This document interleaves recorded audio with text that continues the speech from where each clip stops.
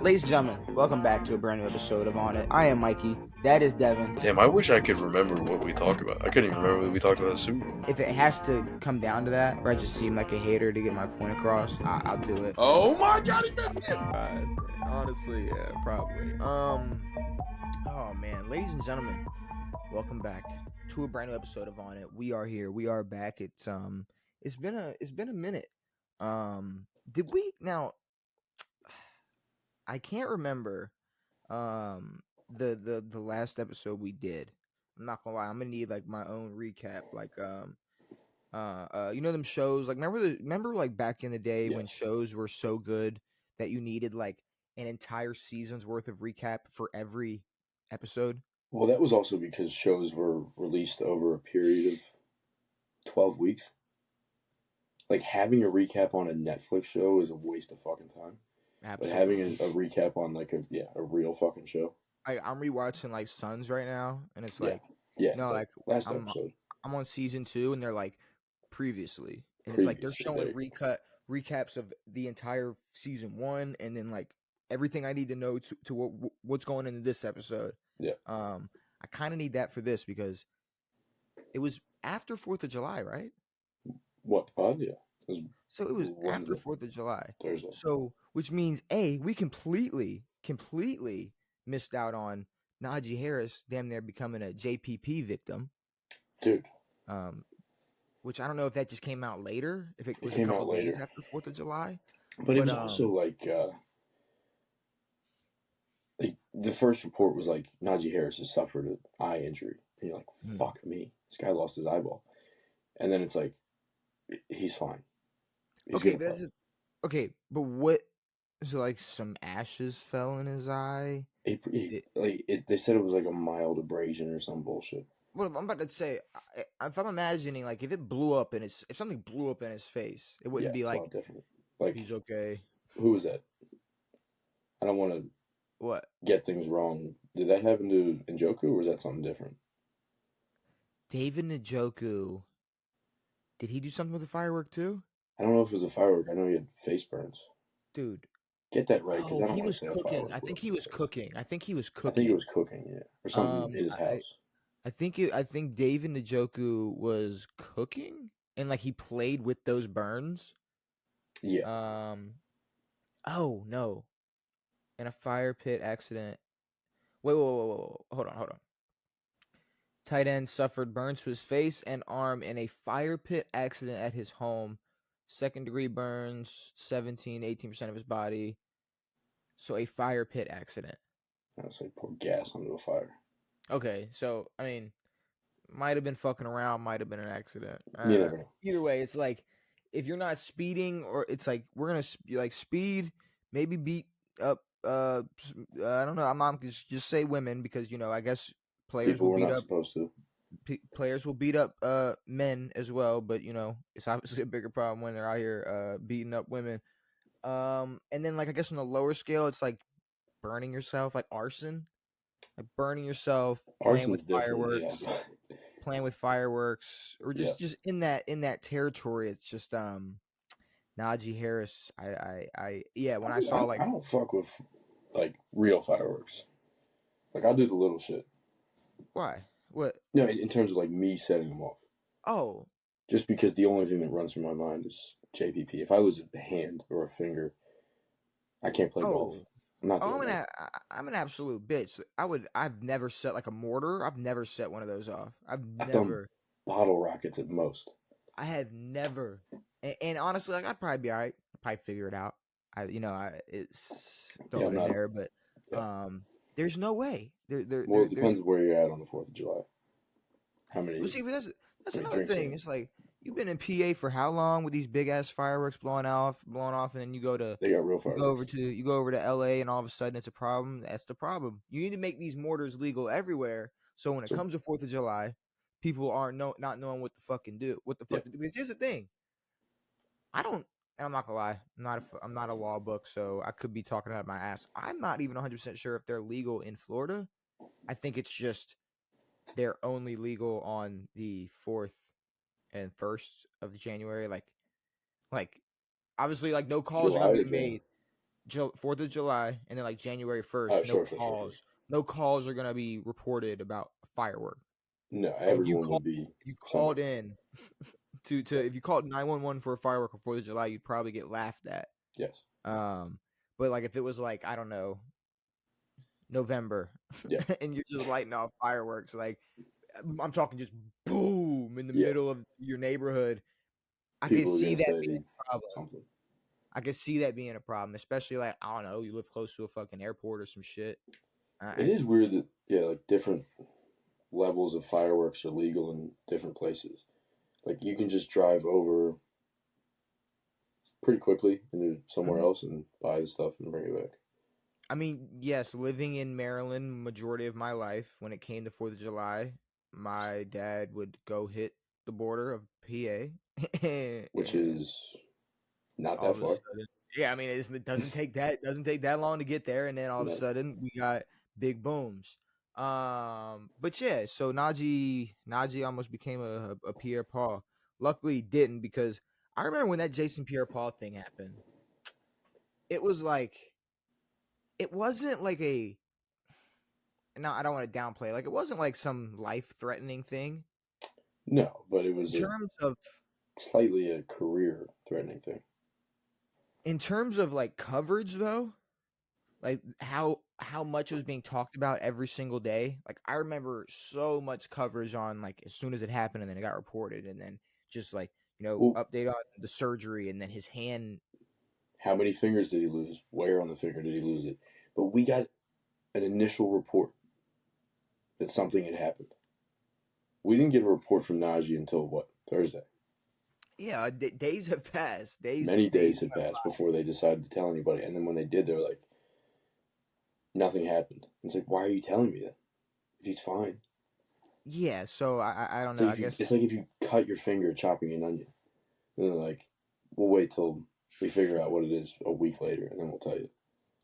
No one cares.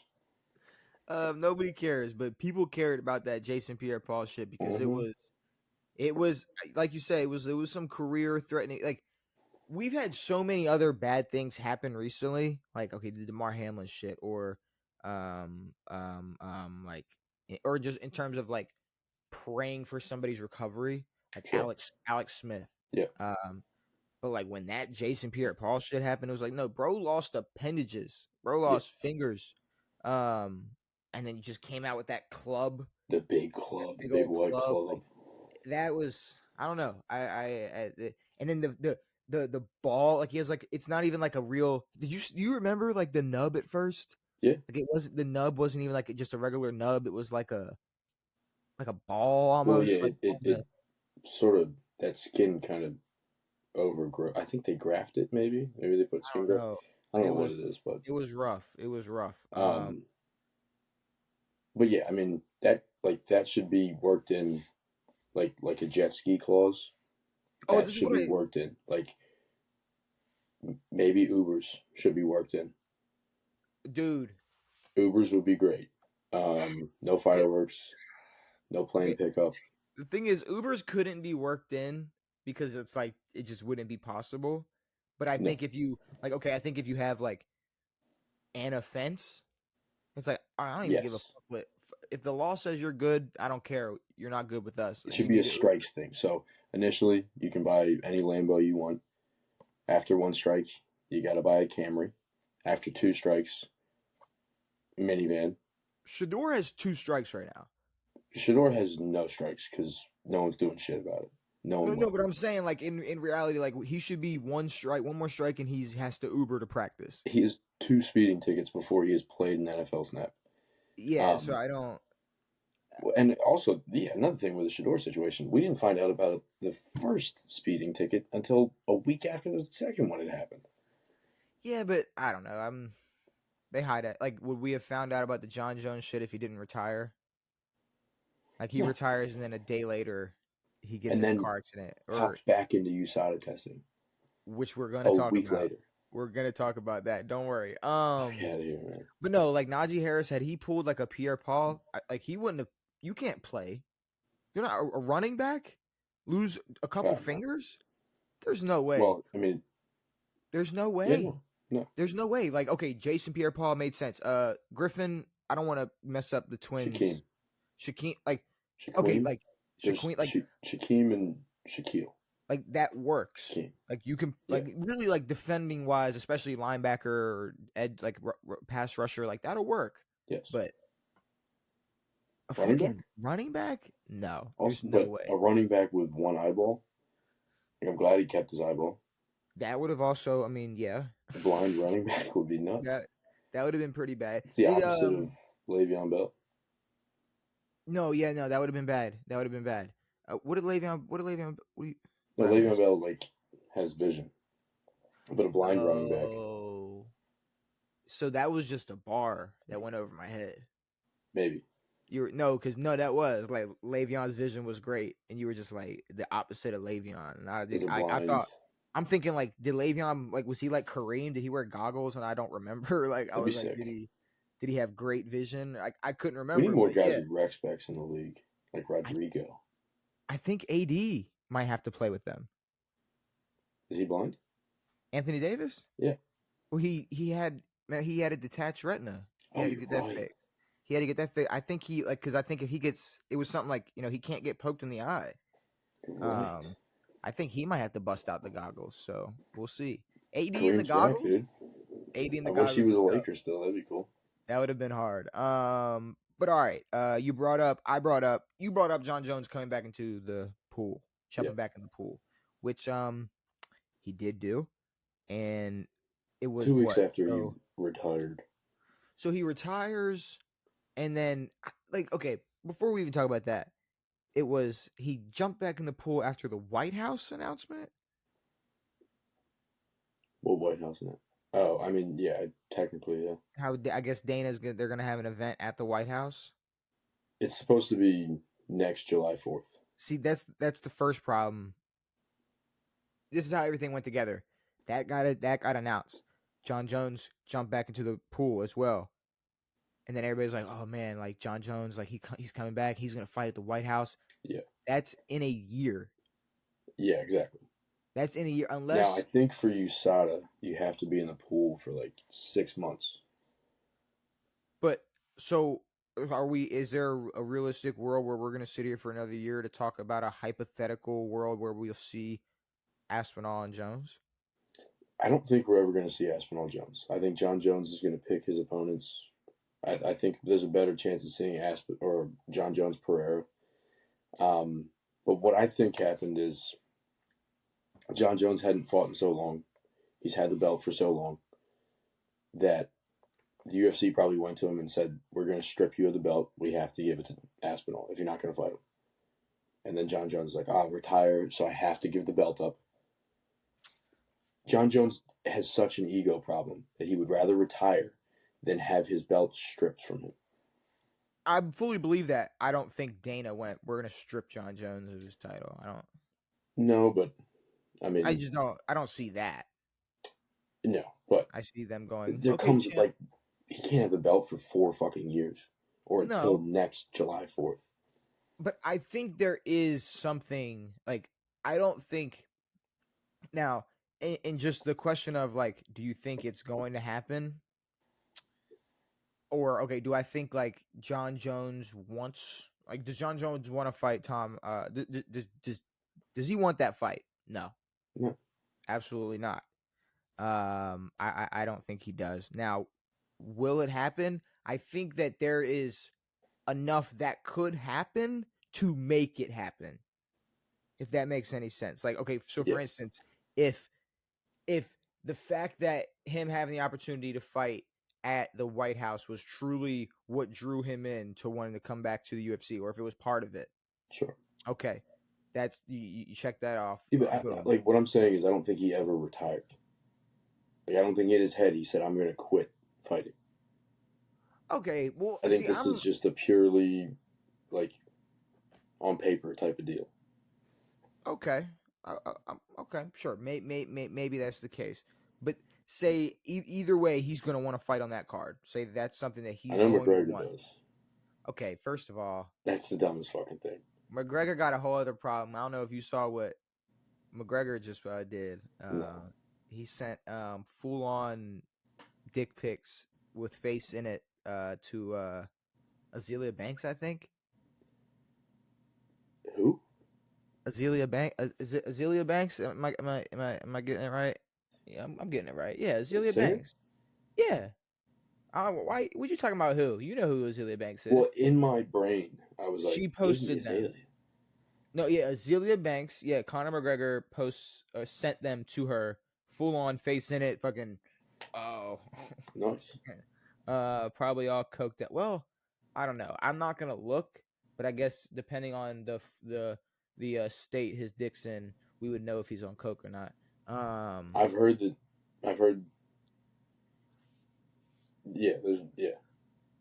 No, it's like if he was coked up, like he probably wouldn't be sending that. Like it's probably a picture that was pre-taken and maybe on coke he sent it.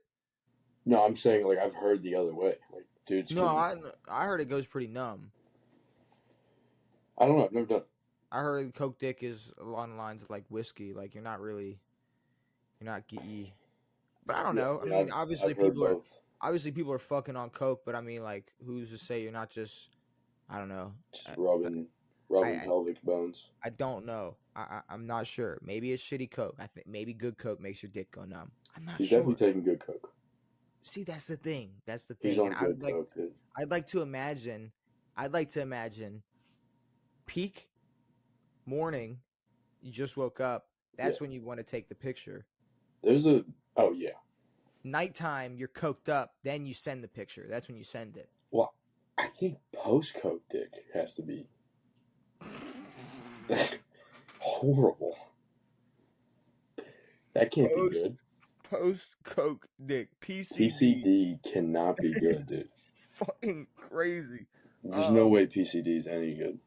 I would any snowballs out there. If y'all need to, please let us know. No, you don't have to. No, we need an answer. We need an answer now. No, I need an answer now. Post. I'm not. That's not going to be in my search history. I'm not looking up post coke cock. What was it? PCD. Post dick cock. Nope. Post coke dick. Jesus Christ. Pre dick PCD, coke? dude. Jesus. Post coke dick. Yes. Post coke dick. Yes. Post coke dick. God. Yeah, there goes the YouTube guideline. I think we cracked it. I think we cracked them all. We got them all out the way. Broke all the rules and regulations there. PCD. Yeah, there's a good video of McGregor talking about, like, I don't know, drinking a bunch of beer or whatever. And he was like, we ran through all the Guinness. It's like, all right. I saw that. But yeah, there's no way McGregor's fighting in a year. If like ever, it's not happening. He's not fighting, and we're not getting. First of all, if it's not just McGregor fans shouldn't hold their breath at all. What you really shouldn't hold your breath on is fucking the chance of getting the trilogy Nate and McGregor. That's not happening. Get the fuck.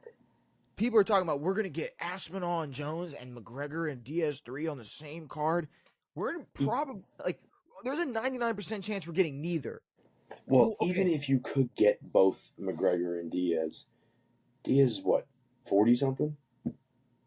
Okay, let's be real though. The names, if we got that fight, people are watching. Me and you are watching, but the level of fighting, McGregor hasn't fought in years. The money would have to be crazy. The money will be crazy. The money would have to be crazy. Like I'm talking like Trump's I'm throwing in.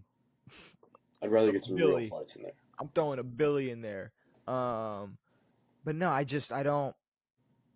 I don't think we're getting either of those. There's 100% chance we're getting a chance we don't get a White House UFC event. I know. I mean, I think it's happening. Maybe. Why not? Why? I don't know. What? It's because it's a year away. We don't fucking know. I mean, now if it's anything like the Sphere, then it can go fuck itself. Because the Sphere was the biggest flop in UFC history. If there's any president that's having a fucking... I know. I wonder who brought it up first. I wonder if it was There's- Trump or Dana. Yeah, I was gonna say, if there's any president who's having a UFC event in front of the White House, If it's there's any president who's having an 100%. event outside of the White House that isn't the Easter egg roll, Yeah, it's Trump. yeah. So yeah. It's definitely gonna happen. We're absolutely not getting those two fights on the same card. I don't think we're getting either of those fights on that card. Even though, like, as much as I mean, I don't know how you feel about Aspinall and Jones, but like, I want to see it. Because, like Yeah. you said, the ego of Jon Jones, it's like there's no way, like we're not getting some sloppy mess that we would get from Nate and Connor at however old that both of them are in their third fight a year from now. Yeah. But Jones and Aspinall, I mean, Well, I mean, go ahead. I kind of get Jon Jones' logic in the sense that he's 38, 37 years. He's getting older and he doesn't want those. Like, I don't think he really cares about the belt as much. I think he more cares about maybe putting on a good show or whatever the fuck. But, like, if it's not Aspinall, who the fuck are you fighting in the heavyweight division unless Pereira comes up or unless someone else comes up? There's no one else in that division who's worth a shit in terms of being a bigger name than Aspinall. So I don't know where he's coming from with Aspinall's not a big enough opponent. I'm not giving the shot to the young guy anymore or whatever. Heavyweights cooked. Who just Derek Lewis. Yeah, I was about to say Derek Lewis just had. Derek Lewis is 40. Yeah, and he's 42. what? Yeah, He's 40. in the top. He's in the top 10 in Maybe. heavyweight rankings. Maybe. No, he's in the top 10. I just saw recently, like after that fight, it's like That fight was heavyweights hype. cooked. But what I think is Jon Jones. The thing about him and like being old and not wanting to fight the guy in his prime, whatever. People bring up like DC, right? Mm-hmm. And they bring up how Jon Jones used to say like you're 38 and you're done and I'm entering my prime, yada yada. Exactly. Nobody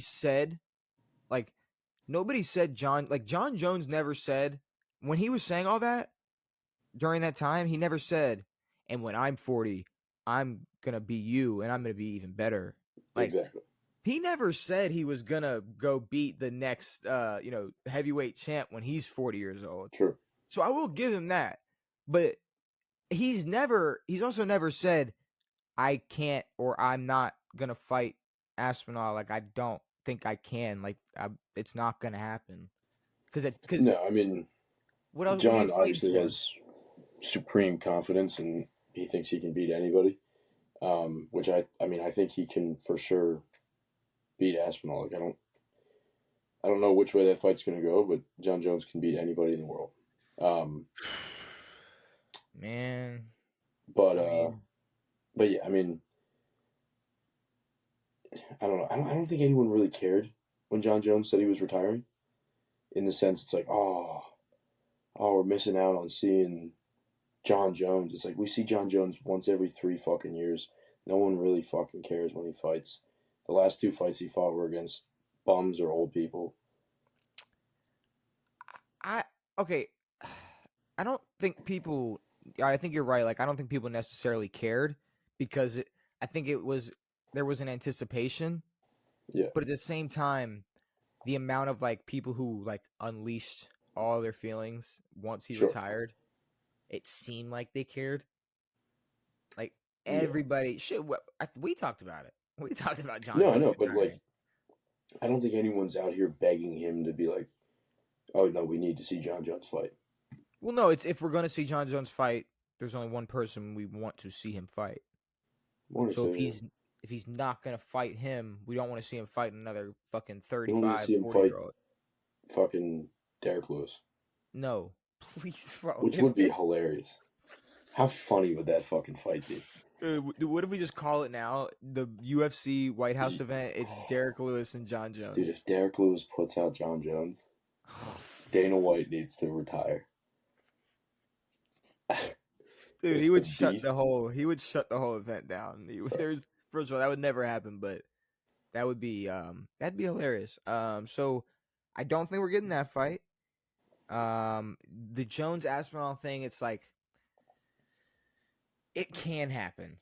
I think it can happen. There's another year to hype it up and talk about it, and if maybe the money's right and the time is right, and it's also like now that Tom's a champ, he's gonna fight before then. He's gonna fight somebody else. If he loses, Jon Jones can say, "See," and then not have to fight Tom Aspinall. Or if he looks great, then it goes, all right. If more people hop on the Aspinall bandwagon, that makes John's ego go even more through the roof of like, all right, I need to go kick this motherfucker's ass. And Jon Jones doesn't, bro. He can agree to it. He can train. He can go all the way up to the weigh-ins, and all he has to do is fucking go do some drugs or get in a car accident, and or pull out if he doesn't want to do it. Yeah. Like we're talking about. Like he said, he used to get blackout a week before. I mean, truly, if he wanted to agree to the fight and whatever, and then go to camp, and then really see if he can, like maybe during camp he figures out like I can't, I'm not doing this. He already retired once. I mean, it's like nobody's. He's already been in people's eyes. He's already been ducking Aspinall, so it doesn't. If he continued to duck him, like nobody's gonna. It's not gonna. I don't think it affects him that much. But I think if Aspinall gets another fight in, between now and next July, depending on how that goes, I mean that could definitely influence how much Jon Jones would want to fight him. Yeah. He might be such a bitch. He sees Aspinall get beat, and then he's like, "All right, now I'll fight him." He's not. I mean, now I'll beat him. Up. Now y'all want to see me fuck this guy up? It's like now that I know what it would take to just easily drop him. I'll do that's kind of thing. It's like we've only seen so much out of Aspinall. I'm not saying he's going to get knocked out or he's going to get beat, but like I think the most successful heavyweight of all time is Stipe, and he has like 3 or 4 title defenses. Like, there's not a lot of title defenses that come in the heavyweight division. So, yeah, I don't know. Tom could get knocked out. But, yeah, it's because it's in 2026. I don't think. And, I mean, hopefully that's not the biggest thing in the sport by next year. The biggest thing in UFC? Hopefully that's not, like, the biggest fight. Okay, but if there's a perfect world where, and this is like a Dana White wet dream, where Jones comes back and actually fights Aspinall, and like McGregor like puts the coke down, yep, and takes like this fight serious, and there's an actual trilogy fight between him and Nate Diaz. It doesn't matter because the state that the UFC is in and has been in. I mean, if it hasn't been on the most rapid decline ever, I don't know. No. Okay. Go ahead. Name all the champions and name like what I'm going to say right now. In UFC history than I know. No. But I'm going to tell you right now, the core fan base of the UFC. The monster drinking hillbillies with shorts hanging down to their ankles don't care about these fucking people names they can't even pronounce. Like I said, like they're even like people don't care. I mean, we talk about the peak of the UFC. There were a lot of guys who weren't Americans. It's also a sport that is spread so globally now that there's a lot of guys who are better from other countries. I'm not gonna lie, besides McGregor, who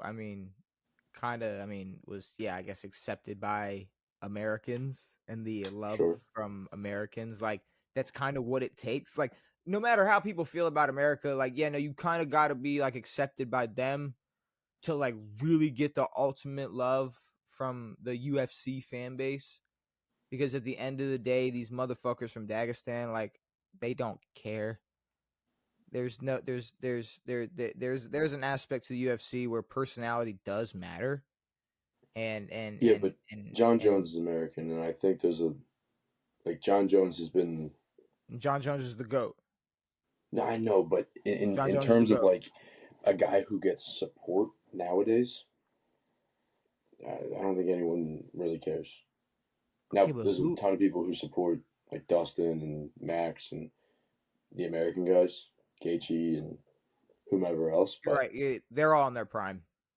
of course not. They're all, but that's what I'm saying. Like you're sitting here naming guys who it's like, no, yeah, if all like we're talking about 5-10 years ago, it would be like, yeah, UFC is looking cool, but right now, you still yet to give me something like this, like how like to. Well, I think to Ilya's huge. I think Islam's huge. Pereira was one of the biggest peaks in recent UFC history. Ilya's what's Izzy's huge? not American. What is huge? Like, See, but even Izzy, even the like I time said, we're never gonna hit. Bro, when Izzy was popping, what are we talking about? We're never going gonna to hit a McGregor peak. But here's the thing. Now? Here's the thing. How big was the Jon Jones peak? Because it was probably about half the fucking McGregor peak. I don't know. I don't know. What I mean, dude, have the McGregor peak was so fucking big that it made Jon Jones look like nothing. Bro, look at the star power that look at the star power that Sean O'Malley earned. We're talking about somebody who really, I mean, it's like, okay, where do you put him? Where in terms of like a tier list of a UFC fighters? If you had to make a tier list of just how good they are at fighting, he's kind of crawled his way to that spotlight. And then ever since then has done absolutely jack shit with it. I don't see it. And you said, okay, bro, nobody cares about Islam. The same way nobody cared about Khabib. Nobody cared about fucking bro that can't come. Who's the other? Hamza? People care about Hamza. Nobody fucking cares about them. Hamza's they cared about the greatest wrestler in the UFC. More people wanted track. More people cared about what the fuck Hasbulla had to say in the corner, what he was giggling about, than the fights that they had going on in the octagon. Stop trying to convince me that people cared about those motherfuckers. Nobody cared about them. Nobody cares about them. All right, how many UFC fighters can you name before McGregor who were huge? How many fights did you see Khabib in before his last 3? None. Exactly. So stop Same asking me to McGregor. name other UFC fighters. What did you see before he knocked out Lilio? Aldo? Jose Aldo? I don't fucking know. No, so shit. But I'm saying, okay, ever since then, people cared. Nobody gives a fuck about the fucking Khabib shit. It took all of Conor McGregor's shit talking and shenanigans for that shit to even matter between him and Khabib. But McGregor had already been beat by Diaz and I don't know when the Khabib still happened cared. compared to and people still cared. People still cared. I know, but that's the difference between good UFC fight. That's the difference between the best guys and then the guys who talk. So Sean O'Malley talks. Sean O'Malley was a champ, but gets beat by a little Georgian man. And it's like when Jon Jones is the best UFC fighter in the world and doesn't lose for 15 years, no one cares as much as when some little Irishman talks his shit and knocks out one guy. Yeah, but it's like Anderson Silva could just be quiet and then get into an octagon and it'd be like entertaining. He's Brazilian. Okay, what I'm saying is that era of UFC was amazing. This current era of UFC is poo. I don't think it's poo. I think it's straight poo. You gave me Ilya and fucking Islam, which I guess people half care about Ilya and nobody cares about Islam. Peak was huge, dude. I don't know. We're just gonna have to agree to disagree because as of right now, you could list all the champions right now in UFC, and what do people want to see a year from now? What do people want to see? The third Nate Diaz and Conor McGregor fight, and Jones Aspinall. 2 fights that they know they're not going to get. 2 fights that they know they're not going to get. I don't know if you do, but I do not want to see McGregor Diaz 3. If McGregor put the coke down, I'd watch. Yeah, I'd watch because it's stupid. I mean, if we're talking about 2 fighters in the UFC, we all sat and watched Jake Paul fight a 58-year-old man. It was on. but we all put it on. But like, I wasn't. We're talking about two different levels of. On. We're talking about two different types of interest, though. No, we're not. We put it on. Yeah, we are. Yeah, we all watched Jake Paul fight Nate Diaz. That was a big pile of fucking. Yes, and we all know if it was the opposite, if we switched sports, it would have been the opposite outcome, where it would have been Jake Paul getting the living shit beat out of him, probably murdered. So I mean, Jake Paul beat that fucking Julio Cesar Chavez Jr. or whatever. Which that fucker's 38, 39 years old. Every UFC star leaves and makes more in one boxing match than Jone Jones has made in a career in the UFC. So it's because those boxing guys will pay for one fight a year. Dana has done nothing but push people out of the UFC, make nobody want to watch UFC, try to make more people watch two people slap each other. Like, the UFC isn't. I don't think they're anywhere near shambles. I think it's not great in terms of where it could be right now, but I just don't see what trajectory we're like. What's the? I don't see what we're like. What are we looking at right now? Good fights. Yeah, people love Marab. I love a good wrestle off. Well, I mean, it depends. Like, there's still going to be those core fans. Regardless. I love a good wrestling match. And then there's like the fans who watch only if McGregor fights, or only if Jone Jones fights, or only if fucking someone fights. I just don't see. But that's okay. But that's kind of how I guess people are with any sport. I agree. If there's, I mean, how 95% of the time there's pretty much nothing going on with the NBA or in the NBA. Well, I think the NBA has done a lot worse job than the UFC has. Since the UFC started. More people tune in for two fucking old ass motherfuckers named LeBron James and Steph Curry for anybody in that octagon. We're gonna have to check some numbers. You want me to? I was about to say, you don't want me to pull those numbers up. They're gonna look bad for the UFC. But nobody wants this. I'm just saying, we're talking about we're talking about a match. We're talking about a card that's gonna happen on the 4th of July in 2026, and not a single current champ besides Aspinall is even being like, oh, we can see that we can see that title. We can see that title fight. Nobody gives a shit. Nobody cares. All right, nobody is a big staple, is what I'm saying. But when I say nobody, it's because I've legit haven't seen anybody. Like, nobody. Like, when I say nobody, like, I've seen nobody. I haven't seen it yet. But I would rather see a good card of fighting than a bunch of 40-year-olds trying to win back any sort of fame. Yeah, but you got to give me some, because even if LeBron goes out there and averages 20, you're still going to want to see him get that 5th ring. Like, I need something added to the pot than just how good the fight is. You need to give me something. I think the fact that it's at the White House is pretty cool on the 4th of July. Also, it's probably a pretty terrible time to hold a UFC event. 4th of July? When everyone is out. Everyone's with their family. Everyone is doing something. Yeah, yes. But... No, it's a horrible time. Nah, what do you mean horrible in terms of, like, business, from a business standpoint? For sure. Okay, because I was going to say, like, I'd rather have to work on 4th of July than Christmas. What, you're saying you'd rather have it on the 4th of July than Christmas? No, I'm saying, like, if like athletes have to play on Christmas, I don't see, like, oh, it's so wrong that they're making them fight on 4th of July. But there's a lot less people out for Christmas than there are the 4th of July. But I'm saying, from a business standpoint, I could see.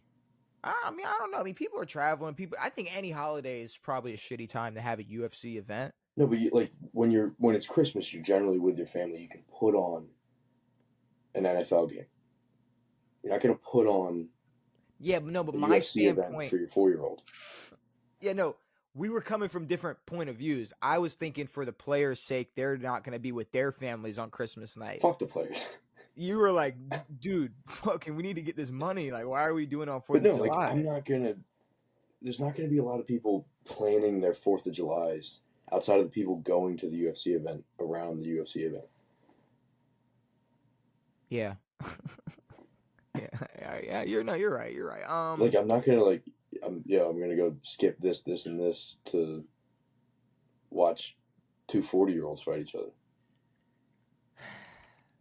I am. I'm gonna do this, and this to watch a couple 40-year-olds fight each other. We both are, but no. Yeah. Moving on from UFC talk, because shit, we've been talking about too much UFC recently. We're Yeah, fucking. way too much. We need the And NFL to start. we are ultra casuals of the UFC. No, but I'm speaking like when it comes to when we talk like when we're talking football, like when we're about to get into this shit, we're about to get into in a second. Like I do. No matter how much people want to call us stupid or say like we're fucking idiots, I do take pride in a lot of my takes and like from some point think that I am analyzing some aspects of the game. Sure. When I'm talking UFC, I'm talking purely as a fan. Sure. Purely as a fan. Sometimes I got a lot of football takes that are very much fan related, which from your heart, from the heart. So yeah, it's like yeah, it's different. A lot of me comes from the heart. Like there are times where. And I'll admit, like if there are times where it's like we're gonna talk about Lamar versus Josh Allen and MVP race, it's gonna be a biased conversation. Yeah, it's gonna take a lot to convince me. It's like it's in that conversation, strip away all my anything that I made it to seem like I could have a non-biased conversation, take it away, and I'm gonna admit it. Any credibility, yes, thank you. I said 8 words because I couldn't think of one. Ethos. Take away my credibility. Take all the credibility away during those types of conversations. But UFC, I'm talking as a fan. Okay, so something that we didn't talk about was Cris Carter on Chad Johnson.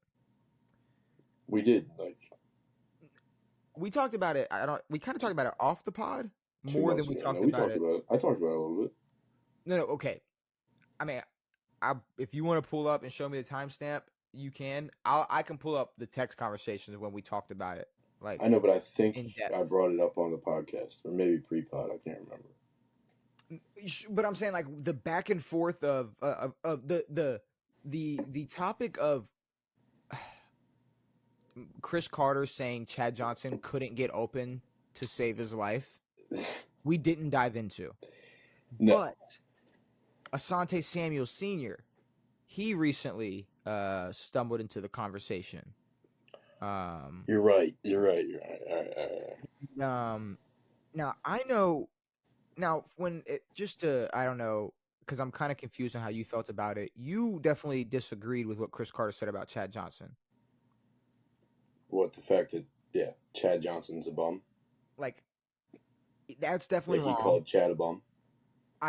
But then I also would say that Chad Johnson thinking 10 out of 10 times he's cutting up on Travis Hunter. Right now. That is wrong as well. Exactly. But there's another thing that's wrong, and it's almost every single word that came out of Asante Samuel Sr.'s mouth, Devin. When we talk about a delusional conversation where you just don't even know where they're trying to go with what they're saying, it is Asante Samuel. I want to hear the quote again because I know he called him a scrub bum, but I don't know how he called him a scrub bum. I have the perfect paraphrase for you. So it starts with the Ocho comments. What? Paraphrase is I have a. So okay, let's figure it out. Okay, let's instead of making me feel dumb, let's learn today. let's have a lesson. So if you paraphrase something, what is the outcome of that? That would be me trying to remember what Asante Samuel said about Cris Carter. No. It's like, okay, so I have a quote, right? So here's Asante Samuel's quote. Now, boom, here's me paraphrasing it. Here's the product. What is that product called? And you can't use the word paraphrase in the word, in the product's word. You can't use it in the definition. No, I think maybe I'm stupid. I think paraphrasing is not getting the quote.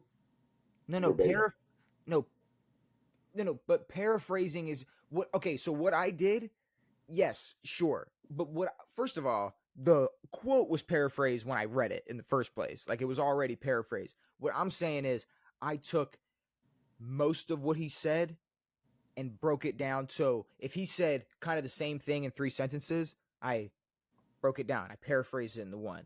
Okay. And now I have the outcome of that. So his rant, I condensed. I have the condensed version of his rant. rant. So it's not a direct quote. I got you. So this isn't just like This is a what I'm about paraphrase. to- God damn it, Devin. Whatever the fuck it's called. Maybe we'll figure it out one day. But I paraphrased We forgot how to do. I English. paraphrased his rant. I have a condensed version of his rant for you. Condensed might be better. Because first he starts by saying, the headline was, he said that Cris Carter is nothing more than a possession receiver. Now let's just look at let's look at that. First of all, I don't think now obviously he was trying to use that as an insult, but saying that someone is just a possession receiver, just as a statement, it's like, okay, like you can be just a striker in the UFC. You can be just a this or that. It's like, okay, so you're just a possession receiver. Cool. I think that's important. I think being able to get possession of a football and being a possession receiver, I think that's important. Now, and he goes, correct me if I'm stupid, because I think I am stupid. I don't really understand what a possession receiver is. Yes, thank you. So Asante Samuel, I didn't want to say it because I don't want to sound too stupid. Oh no. The problem is it's so obvious that you kind of don't think about it. Yeah. Because Asante Samuel Sr., I'm going to keep saying the whole name, breaks it down for us. A receiver that catches the ball and immediately gets tackled. So their job. Yep. As a corner, what do I need to worry about? You're saying a possession receiver. So he goes, as a corner, what do I need to worry about? He's going to run a nice, crispy route, then get tackled. Hell of a route runner, great during his time, but then goes one of the most overrated to come in the NFL or the Hall of Fame. Really? So he's all over the place with how he feels. So he's running crispy routes, and he's catching every ball that's thrown to him. Okay. And then he gets tackled.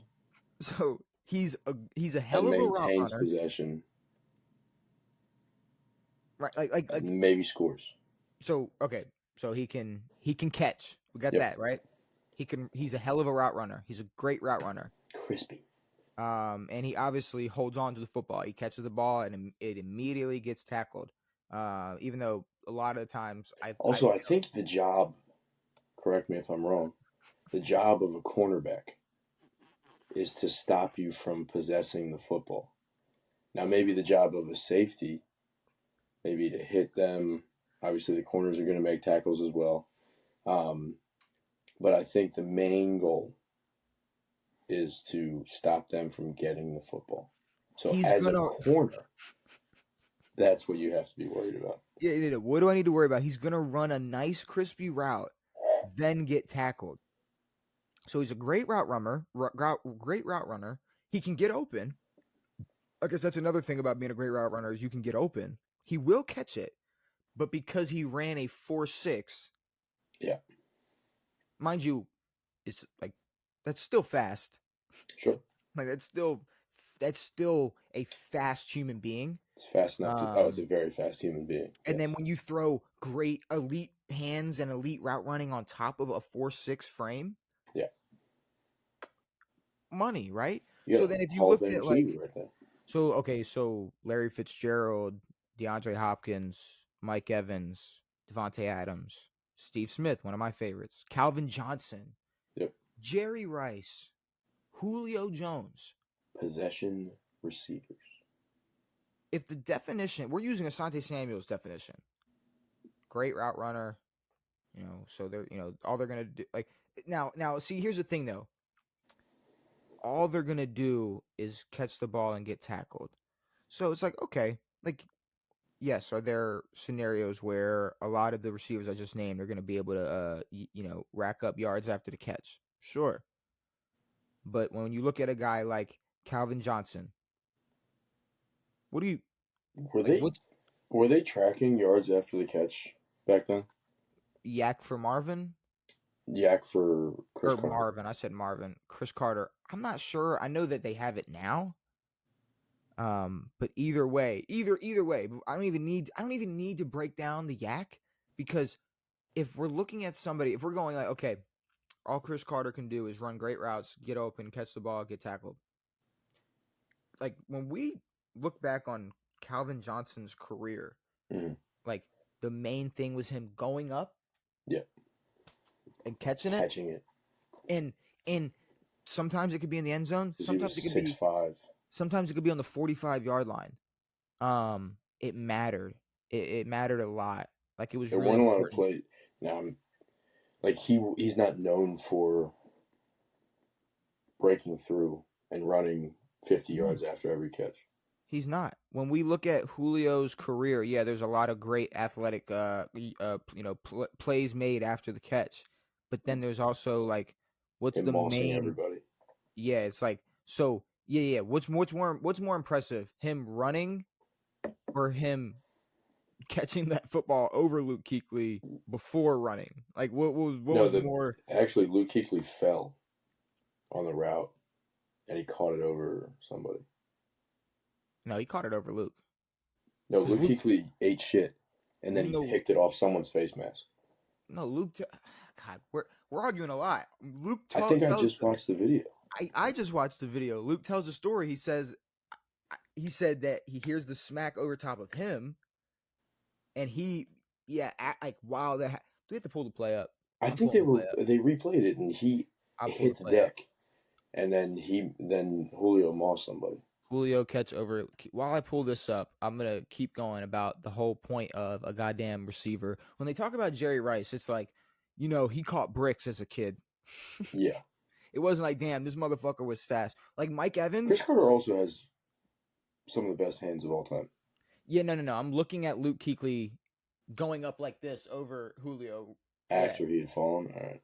Yeah, no. He falls after. He falls. He fell after? Okay. He falls down. I thought it was before. I'm watching it right now. Oh, this is going to be loud. Oh, I got the volume off.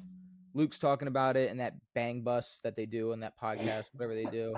Is that what it is? Bussing with the boys. I swear. Yeah. He catches it, and then his face is in the dirt. He looks up and he's running. God, I hate that I had to make that stupid fucking point. Yeah, I'm sorry. But so maybe it wasn't that memorable. Fuck, never mind. Maybe Asante Samuel's right. But point being, let's go to the Super Bowl. It's like, what did Julio do? Toe tap, sideline. That's what matters. That's what we care about. That's what we want to see. What does Devontae Adams get praised for? His elite route running. What is Mike Evans? A possession receiver who's about to break Jerry Rice's record for most consecutive 1,000-yard seasons. I guess that just doesn't matter. A guy who has played against Asante Samuel Sr. Yeah, so that's one thing I don't like. I don't like when guys in the league have a kid, name their kid the same name, and then put Senior on their back. So like Steve Smith. Damn, my bad, Steve. That's on me. Never mind. God damn. No, it only from the aspect that it's confusing. Like, if there is like Joey Porter Sr.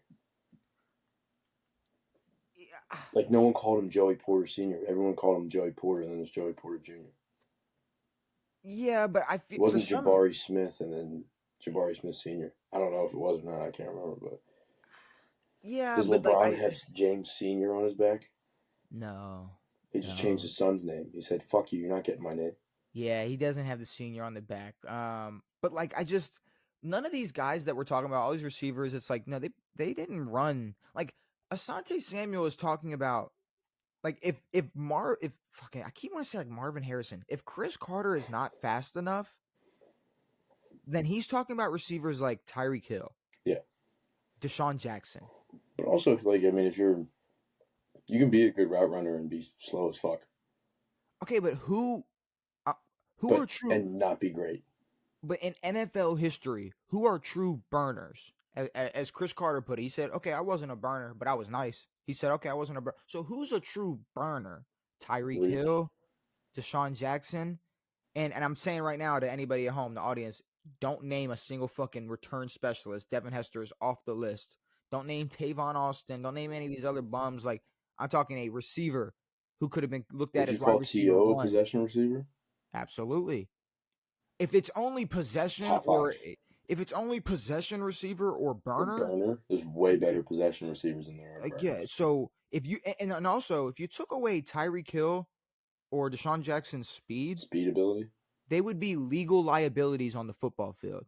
Yes. They would be what, $175 and just be At 5'9", $175, you'd be Cole Beasley. a tackle dummy. But I'm Yeah. saying, so if Julian Edelman wouldn't exist if you had to be a burner. Yes.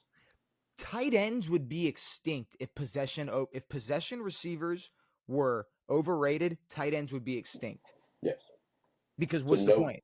No tight ends should be in the hole. Like what's the point? You're just a big receiver. You're just a big possession receiver. Because it's not like tight ends are barely blocking anymore. So I mean, it's not like we could just throw another lineman out there, I guess, because you're just a possession receiver. But that's just another reason to show, like, when football players or athletes talk, and it's like, well, I played. It's like, see, even like I watched this clip recently where I think it was, I guess, when Baker was a rookie or going into the NFL, and he was on Colin Cowherd's show.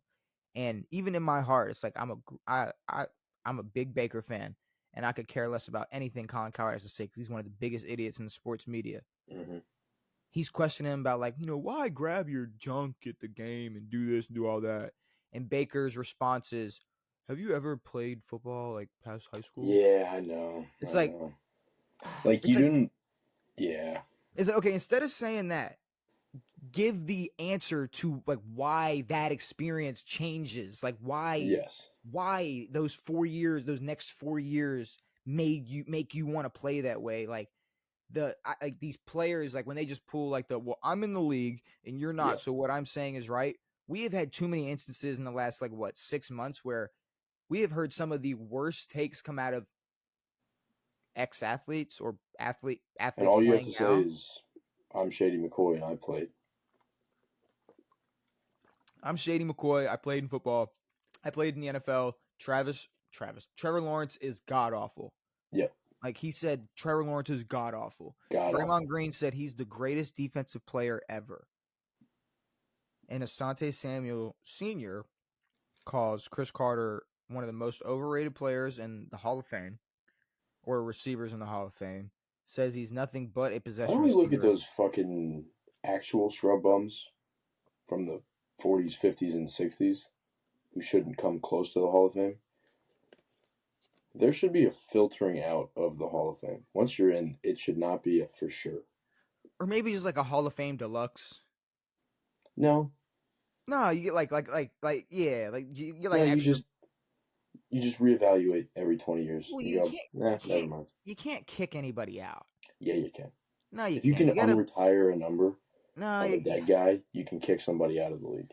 No, just because his wife said, I didn't even realize his number was retired. Who cares? Give it to Malik Neighbors.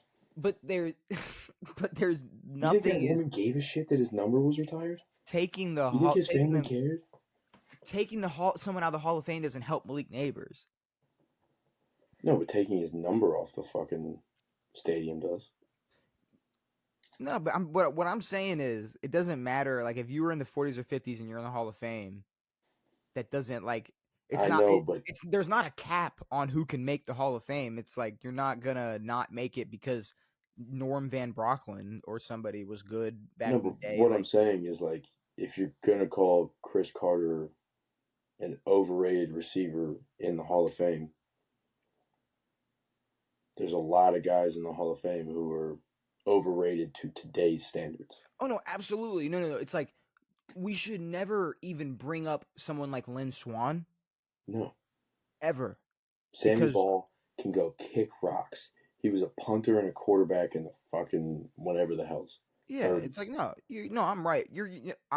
You're right. I'm fully agreeing with that. But like, you can't kick him out of the. You can't kick him out of the Hall of Fame. But I'm just saying, like, if in Asante Samuel's terms. But see, I think if social media, of guys in the Hall are overrated.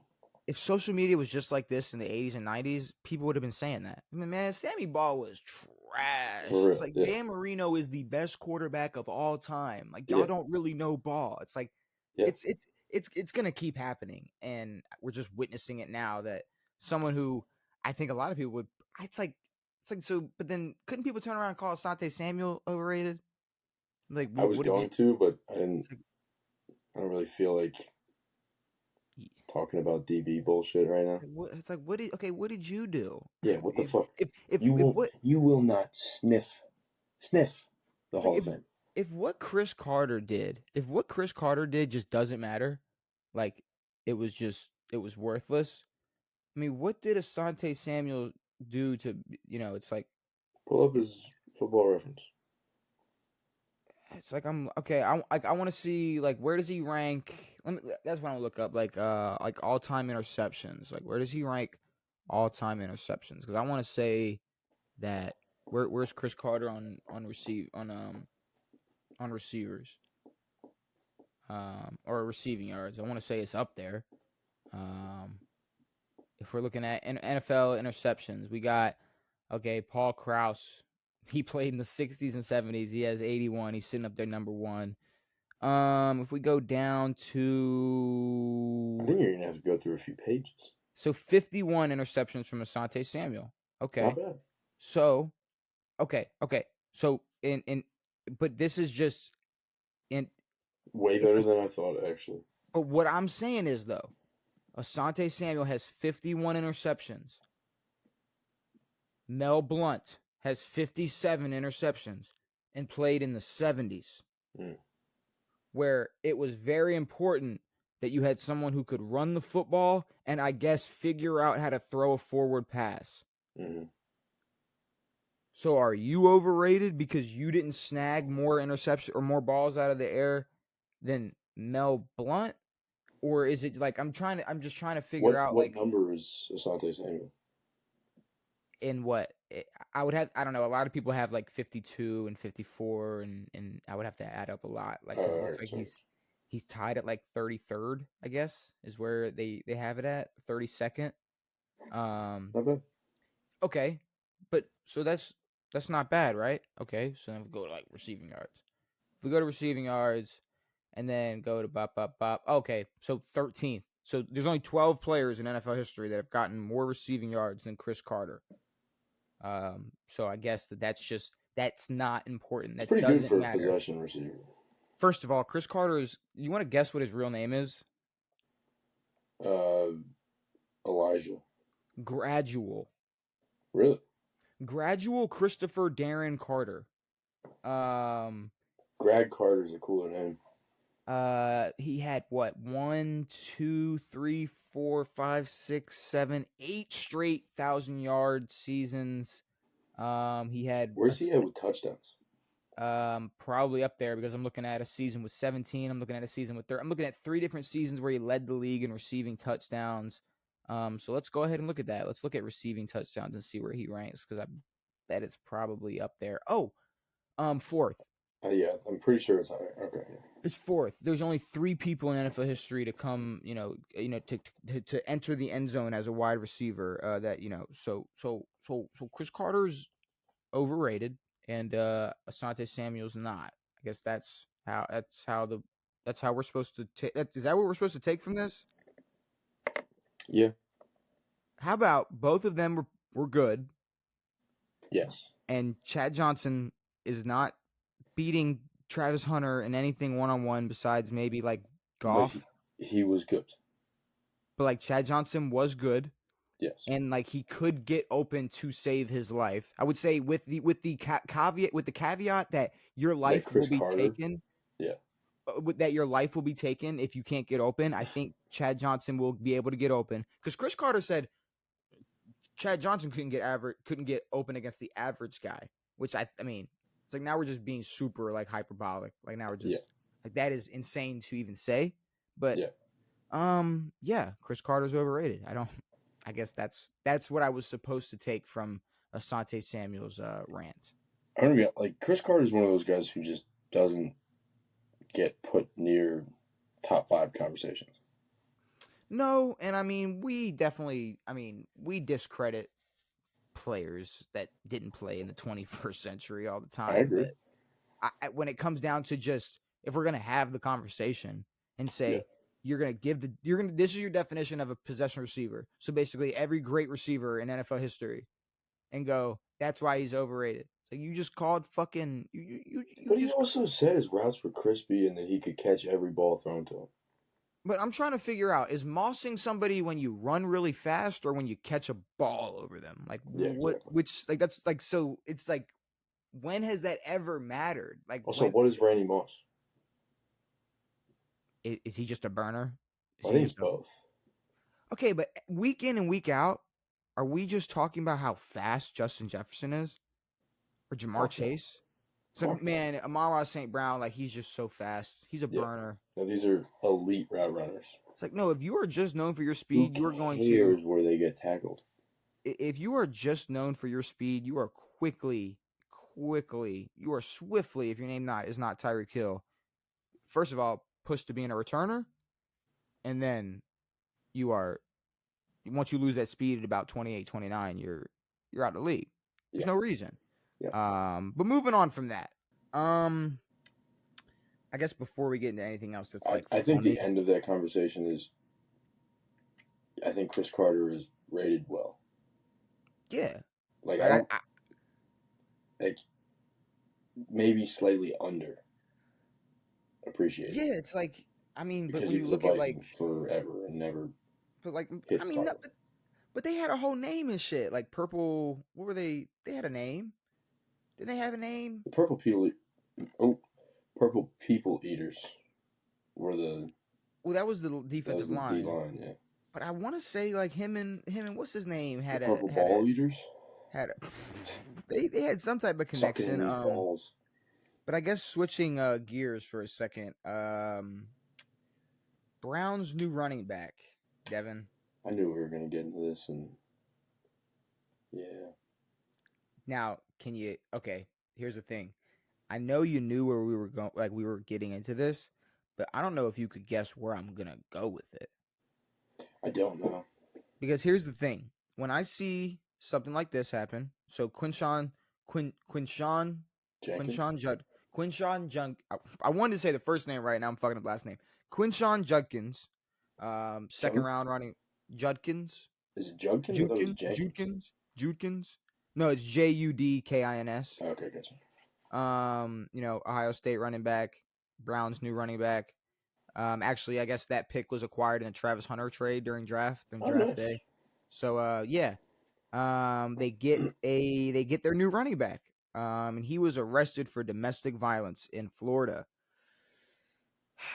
And here's the thing, Devin. Immediately when I see that, right, I go, I need the details. I need to I need to hear this because, like, we saw who was it that got like his dread ripped out and was getting the shit beat out of him. Remember, I think it was a Chief or something. It was like during the season. You not remember? You not? I swear it was somebody who. I don't remember his name. Give me the name. You know what I'm talking about though. It's like he got arrested. They said he did it, and then like even the girlfriend came out and was like, she changed the story. The girlfriend lied. She came out and changed the story. Yeah. And then initial details came out about this, and I went, oh. Man, I'm on the fence because how the story went. This is how the story goes. They go to Florida as friends, whatever that means. Him and a girl. And at first, so details were sprinkled in. At first, it was the incident happens. She stays for 5 more days with him, celebrates her birthday, and then before leaving, reports it. Now, I looked at this from two perspectives. I looked at this because this isn't like I think abuse is different like than I don't know the other type of assault. I think is super tricky. Sure. When because that there's a whole other like gray area, not gray area, but like weird conversation around that where what's true and what's not. But when it comes to this, it's like, okay, what, I was trying to look at it from two perspectives. So the first point of view was like, why would you stay for 5 days? Mm-hmm. Why would you stay around? Why would you stick around, and stay there? And then I thought, okay, you're also like, you're going to Florida to celebrate your birthday and you're still going to like, whether or not, like say this guy is a piece of shit and beat you up. but like you're still gonna take advantage of this like rich, expensive like trip. Like I'm saying, Sure. yeah, it is like you should not like maybe you didn't even feel because more details came out. Like she said that apparently reports were like she felt throughout those 5 days that she was on the fence about even wanting to report it because of his success. Sure. Um, Now, and, 5 days is a lot better than 5 weeks, 5 months, 5 years. it is. And then but then I'm that's what I'm saying though. It's like, if the worst thing already happened and you don't know what to do about it, at least celebrate your birthday. That's what I'm Yeah. thinking. If this is You're true. there. You're But not then going to take a flight home and start it. And then the next was like, I guess trial. 5 days after the incident when she reports it, she still has bruising. Really? I guess they said she had bruising like on her chin, on her arm, whatnot. And then the details came out that it was all over, I guess, when they landed and got into the rental car. He had like read text messages on her phone, and the argument led to that. So I honestly, when you look at like, I'm not gonna lie, when you look at all the evidence, I think there's a lot of times where I'll cut a lot of slack, Devin. I'm not gonna lie, for a lot of different people, for a lot of different things. Like, even if you have a history of this or that, it's like, even if it was Tyreek Hill, I'd be like, all right, at least give me the details. Sure. Like, I'm gonna have my assumptions. At least let me hear both sides of the story. Or like the God, I feel like I hear every time but when I get like, even like the Antonio Brown thing, where it was like the shooting, it was like, I was kind of like, well, it's like, you're getting jumped and your security's face down on the ground. I might have to grab that thing too and do something about it and scare you motherfuckers away. But this kind of seems like it's like, yeah, unless, I mean, he did this shit. I think he did the shit. Yeah. And again, it's like, it doesn't sound like they were in a long-term relationship. So they went as friends. Yeah, where they lived together or whatever. So it's not like she's in like this situation where she has to talk about it after whatever. But yeah, I mean, 5 days isn't that crazy, especially if you're down there celebrating your birthday.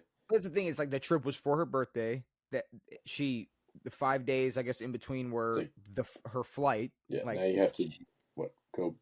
I'm not saying that she should have waited the 5 days because like she could have gotten hurt worse.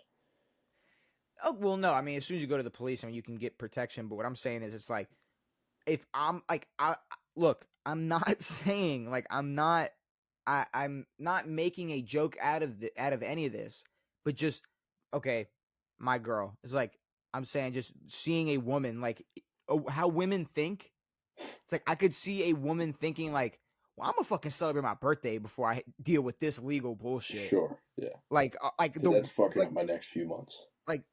Like I said, like the worst thing that could have happened. Like, yeah. He just punched me in my shit. Like, I'm like, trust me, this bruise is gonna be here in 5 days. I'm gonna report his ass. Sure. But I'm also gonna make him pay for this whole trip and my birthday party. Like, what are we talking about? It's like, you're at least gonna do that. So I'm saying, like, props to her for being like, you know what, I'm partying still, and you're still going to jail. Yeah. So this just goes down on the list of just rookies making it and then going, you know what would be great if I either beat the shit out of a woman or like kill somebody. That'd be awesome. Like, if I did one of those two things, ooh, that was a little blinker. If I did one of those two things, that would be spectacular. Yeah. Especially right before or right after the draft. Yes. Before like right before I get drafted or like right after I join a team, probably when I want to commit a felony. That's the prime time to do that, Devin. Like when I'm trying to make a football team. Yeah, when I was second round pick and I'm about to be the starting running back for the Browns. Pretty horrible. Yeah, no, bro's an idiot. Bro's a piece of shit, and hopefully justice is served. Speaking Yep. of justice being served, God, that was a terrible segue. Um, we talked UFC, we talked whatever the fuck else we've talked about in the last hour and change. I guess now we're like shade room. So Klay Thompson and Meg Thee Stallion are dating, which is like there's two reasons I brought Did you this see the up. video? I saw the video. Ew. See, the problem is like Klay Thompson is like very awkward. The most. She's doing an unboxing of what he got her, and she's on his lap. But What here's the thing happened? though, Meg Thee Stallion, not everybody she's been with, but she's been with some corny dudes. Like I don't know if you remember, but back, I don't know when it was when she first started popping, she was like with G-Eazy. Yes. And he was like, there was a video of him like them like laying together, and he was just like munching on like the side of her face. And I was like, this is the corniest, like most awkward thing I've ever seen. So her she'd be picking like some corny dudes or some awkward men. I'll give it to her. Now at the same time, she also doesn't have the best track record on like men or like the outcome of relationships. You got like Tory Lanez still in prison because of being in a relationship with Meg Thee Stallion. So maybe like it's crazy. Like he got stabbed in prison, and then they were like, "Yeah, we don't really know yet if he shot her." It's like, you fucking, what are we doing? Well, who's we? Because obviously they said he did it. But then they said it could have been someone else now. Well, I don't. That whole thing is So weird. We all know how bogus that whole situation was. The whole thing's so weird. But on the other reason I brought this up is because I'm scouring through the internet and I see a post about it, and I see somebody, they're like, "Who Klay Thompson? What, like, yo from the Bulls?" And I respond like, "No, like yo with like 4 rings." Yeah. I was like, "No, like Klay Thompson From the Warriors." And they told me to get off my knees, and which you just get insinuating that I'm dick sucking. Mm-hmm. Now here's the thing: it's 2025, and like another thing, and I don't pull this card a lot. I'm white. You gotta like be a lot more creative with your like insults. True. Especially if we're talking like a gay joke. True. A gay joke. Like we're talking hoops and we're making gay jokes. You can't. Yeah. I'm just saying, like, so if I had a roast, if there was a roast of Mikey, and I was attending the roast, I would be offended if the jokes weren't good. You know what I mean? Yeah. Like I'm saying, like, if I were to stand up there and roast you, mm-hmm. I'm not calling you gay. If you were like, if you get up there and you're like, man, Mikey's a great guy, but he's gay. It's like, it's like, boo, tomato. Like, that's not, not, we don't, there's no, so, but also the balls on a man to call you gay after he said that Klay Thompson was a bull. Yeah. Is absurd. See, the problem, but what would his response have been if you didn't say the 4-time champion? If you just said the guy from the Warriors and the Mavs? Oh, okay. Like, I don't know. Like, or, what would it... Nah, I think we're talking about... I think this person is just combative. Yeah, I know. You're just telling me get off my knees. So it's like, we just got to get a little more creative. Like, calling me gay, it's like I'm a white guy in 2025. It's like, I've been called gay my whole life. It's like, that's just what it is. Like, I think most of everyone's been called gay. That's what I'm saying. It's like we're pretty numb. Like the generation we grew up in, it's like, we were the last generation to probably like go through like that. Yeah. Like that. Like obviously people who were every generation before us is going to be like, you don't know what you're talking about. Y'all are soft. Whatever. We're ignoring them for now. And we're going to talk about how people talked in 2010. Well, back then there were people who were getting prosecuted for being homosexual. Yeah, we're talking But more just getting made fun of yeah, or just being called the term gay. yeah. It's like, yeah, it's like I feel like it's just it's not even offensive. It's not even offensive. It's just like it's just lazy. It's It's like super lazy. It's like, especially coming from someone who lacks that amount of ball knowledge. Like that's like below bottom tier. That's horrible. yeah, And then just to say, "Oh, get off your knees." yeah, yeah. Manhood That shouldn't be no, questioned if that's we're like if you were like, "Oh yeah, Michael Jordan, the guy from the Pistons." And you're like, "No, maybe like the 6-time champ." And he's like, "Get off your fucking knees, pal. What are you doing?" It's like, what? yeah. It's just either way. It's just if you're gonna make fun of me, please, like, just please be creative. I need some creativity with my joke. You can't just call me a mayonnaise muncher or say I like men. I'm numb. I'm numb to that, Devin. You do I'm like numb to it. mayonnaise though, so. I love mayonnaise. That's the thing. Oh, you like Oh, mayonnaise? sorry, I gotta eat a spoonful of mayonnaise. My It's bad. like, yeah, no, I have turkey with my mayonnaise sandwich. It's like, no, it's great, but you're not. It's like we need to hit home runs. We're hitting doubles and I do singles in have, here. It's like we need to. yeah, my Chipotle bowl is 30% sour cream, which is gnarly, but is what it is. Yeah, and that's the white in you, I guess. I guess, Devin. But all right, let's talk about it. Let's do it. Let's have the conversation that we've been avoiding and saying doesn't need to happen, but apparently the media is forcing us to have the conversation. Where could LeBron potentially be traded to? It's 4 teams who have interest. Scratch that. There's 29 teams who would be interested in having LeBron James on their basketball team. It's like, what kind of fucking report is 4 teams? And then Here's you're the not going thing. to tell us the 4 teams, Shams? See, okay, that's the thing. Yeah, so for what's his name to come out and be like, yeah, there's 4 teams interested in LeBron, but we're not gonna tell you. And there's only 4. Every other team said, "Fuck you, go." No one wants LeBron James. We wouldn't give up half our fucking team for LeBron James.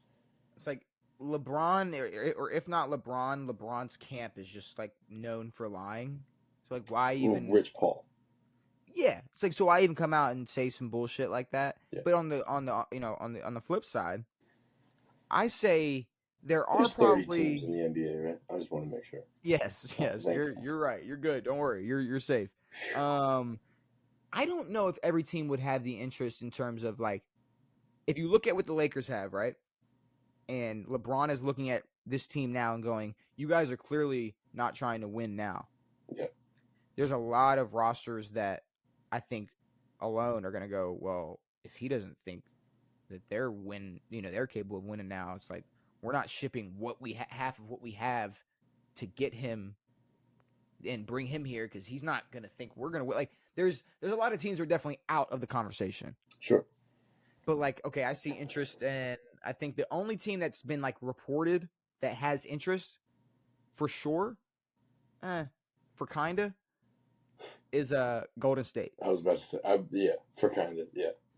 Which I think everybody has kind of been leaning towards. And I think Bron has some interest just because of that one quote from fucking 5 years ago. But I don't know. It's like, yeah, I mean, it'd be cool. And I'm going to call this now. If it comes out that LeBron does have interest in Golden State as well, so we know the organization's interested. Yeah. We know LeBron's interested, and it doesn't happen, he stays a Laker. And Curry's the one that said no. Yeah, I mean, Curry said no after those comments. Curry said, that's what I'm saying. It's fun to have hypotheticals. So if that office is having conversations, no matter how like people think the chain of commands works, the question's gonna be asked. Everyone's listening to Curry. Curry's the reason this organization is worth what they are. And then also, if you're looking at a lineup of what, which also means that Steph shipped out Klay Thompson. Yeah, but also, how does that trade even happen? So like, I guess Draymond's getting sent to LA, right? Because there's no way you're getting LeBron, Draymond, and Steph on the court. which No. honestly would be a defensive liability next season. Like in 2025, 26, that's a complete defensive Did they already liability. trade Kuminga or no? The Kuminga shit, the contract shit, for some reason I did not look into that at all because there was some weird contract shit going on with I'm just Kuminga. trying to think of like who they could send for Bron. Obviously, this isn't like a prime Bron trade, but still a Bron fucking James. Kuminga Warriors trade. Yeah, Warriors trade Kuminga to Cleveland. Connected to. See, but right now they're talking about Warriors possibly bringing in Al Horford. Al Horford? Like, what are we? He got waived, didn't he? Yeah. Yeah. So then, it's not terrible, but. Jonathan Kuminga could sign deal with Golden State on one condition. Has found it difficult to have consistent minutes.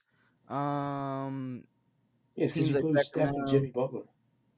I don't. So Kuminga, he's out on the conversation about getting traded because he was traded to the Cleveland Cavaliers. Already? It seems the Warriors are going to, with that in mind, one team. Okay, no. I was about to say, yeah, no, he didn't. Everything that I'm reading is all speculation. But I say we would have seen a fucking report of him going to the goddamn Cavaliers. I would have seen a Kuminga trade. But that's what I'm saying. I think that their office is all over the place. So if they're having conversations of what should we do about LeBron and Al Horford, I don't know. No, their priorities are, like I said, all over the place, Devan. But I don't think bringing in Bron, obviously bringing in Bron helps your team, but I don't know if that's the direction that Golden State needs to go in. Like, I think that's just like just for cool points, just to have those two on the court at the same time, on the same team. I mean, in a perfect, healthy world, giving their all, Curry, Jimmy, and LeBron. It's pretty sick. It is definitely. But if that trade was 6 years ago, it's getting vetoed. Absolutely. Absolutely. But what's crazy enough is I mean, like I said, it still could potentially be worth it. Yeah. But I don't think that's happening. I think a team, if you thought of a team that would have the talent to win now and in the future, I think you look at maybe San Antonio. If LeBron goes and teams up with, De'Aaron Fox and Wemby. I think New York. Okay, New York, like market-wise. Well, I think team-wise, too. It's like... But what are you shipping? You got to ship half of them away for LeBron. I think you can ship... That's the problem with this is the whatever the trade package is going to be. Which, to be completely honest with you, the biggest reason why I don't think LeBron is getting traded. Get rid of Julius Randle. Why did LeBron opt in? Like he wouldn't get that money elsewhere. Huh? As I'm saying, like he opted in, like he wasn't gonna be able to touch that money somewhere else. Exactly. Yeah. Like no, I gotta opt in and get this money get before more anywhere. And then I'll get traded. It's like you're LeBron James. To be honest, you could play basketball for free for the rest of your career. You'll be all right. So I don't really know why he even opted in with even the thought of getting traded. Like, I'm having trouble thinking that I get it. LeBron, and this might be a hot take. Honestly, I know this is a hot take, but I'm going to say it. LeBron is, when it comes to like what a GM is going to do or how the front office is going to move, has the most impact a player has ever had. And I can still see LeBron ending up getting traded in a blindside type of situation. Really? Where they're not really doing him a favor, or they're not really looking out for him and going like, or asking him. Luka. Oh, fuck. Like, that's what I'm saying. It's like I can see them shopping him for younger guys for the future if they're talking so much about building for the future. Which is kind of like if LeBron had this much control or this much authority, like that would be the perfect scenario for the Lakers. If you It would catch be. Braun on his last year and ship him away for fucking everything. But I think the Lakers are the only team that are ballsy enough to pull that trigger. Like, I mean, they did it on AD, which is a much smaller scale, but yeah, but they did it to bring Luka in, which was a crazy move by Dallas. So it's like I don't see no, like I know it's LeBron. I don't see a groundbreaking trade happening for LeBron James right now. But I could see a blindside type of trade happening if a trade. I could see if there was a trade to happen, I could see that being more likely to happen than them looking out for LeBron. You know, covering all grounds for LeBron to be happy to where he's getting traded to. I mean, I don't think there's potential for what was it, Wednesday night, midnight fucking notification. Midnight notification. We could see LeBron's a one of those. Raptor. But You LeBron, said like LeBron James is a Raptor. I don't see LeBron like he's not going back to Cleveland. He's not going back to Miami. No. He's not going to any market like Atlanta, Memphis, New Orleans, Minnesota. Like there's plenty of fantasy lineups you could create. Like, oh my God, like think about what LeBron and Ja could do. Well, I mean, but is LeBron? Oh, go ahead. If we're thinking about a world in which the Lakers are going to blindside LeBron, I don't think they really give a fuck where he's going to go. You're right, but but if you're okay, on the flip side, if we got to keep flipping this dice, Devin, I'm a billionaire. If I don't want to play basketball in Memphis, I'm not going to. True. So go ahead, trade me and see what I'm going to do as a billionaire who doesn't want to play basketball in Memphis. I'm going to buy the fucking team. I'm going to buy the team and move them. We're moving. We're literally moving. So yeah, that's the big problem. It's the only winner, the only person that could win out of this trade if they wanted to is the Lakers. Yeah. I don't see. And even if they do send Braun to a good place for him, I think there's still a lot of potential for the Lakers to get a massive return. Yes, because I think anywhere LeBron goes, if he's sent to a contending team, half of the team that made them contenders are going back to the Lakers in return. You're getting at least 2 starters out of LeBron. Unless, I mean, I will say, trades have been crazy recently. Trades have been bullshit recently. Oh, you want KD? Okay. Dillon Brooks. We'll give you Dillon Brooks. Jalen Green. Or we'll take we'll take Dillon Brooks. We'll take Jalen Green. These picks, it's like, do we even have a scout on a team anymore? Like, do we even draft? I guess we'll take some draft picks if you don't want them. Neither of us really want them, but I'll take them. Didn't they get into like a 7-way fucking trade though? Was it? Yeah, it was like 7 or 8 teams. I don't know. Teague was talking about it and it confused me. It was the biggest, biggest trade. Most amount of teams involved in a trade. But yeah, Teague was talking about how it's a way for the owners to keep their money or something. I don't know how it works. I don't know. I listen to Jeff Teague for funny stories, not analytics. Sometimes I listen to Teague for analytics. I don't need to hear him break down the money side of basketball. No, but I mean, I wouldn't hear it from anywhere else. Well, I'm sure Jeff Teague is educated, but he could be missing a fact or two, or be wrong about a detail or two. And like you said, you're confused. Like, all right, what are we talking about? I have no idea what he was talking about. Tell me a story. But no, shout out Teague. Teague's the man. No, he is. But tell me a story. Stop talking Teague, about money. You don't have to tell us anything. You can do whatever you want. Tell me a story. No, but I don't see LeBron leaving LA.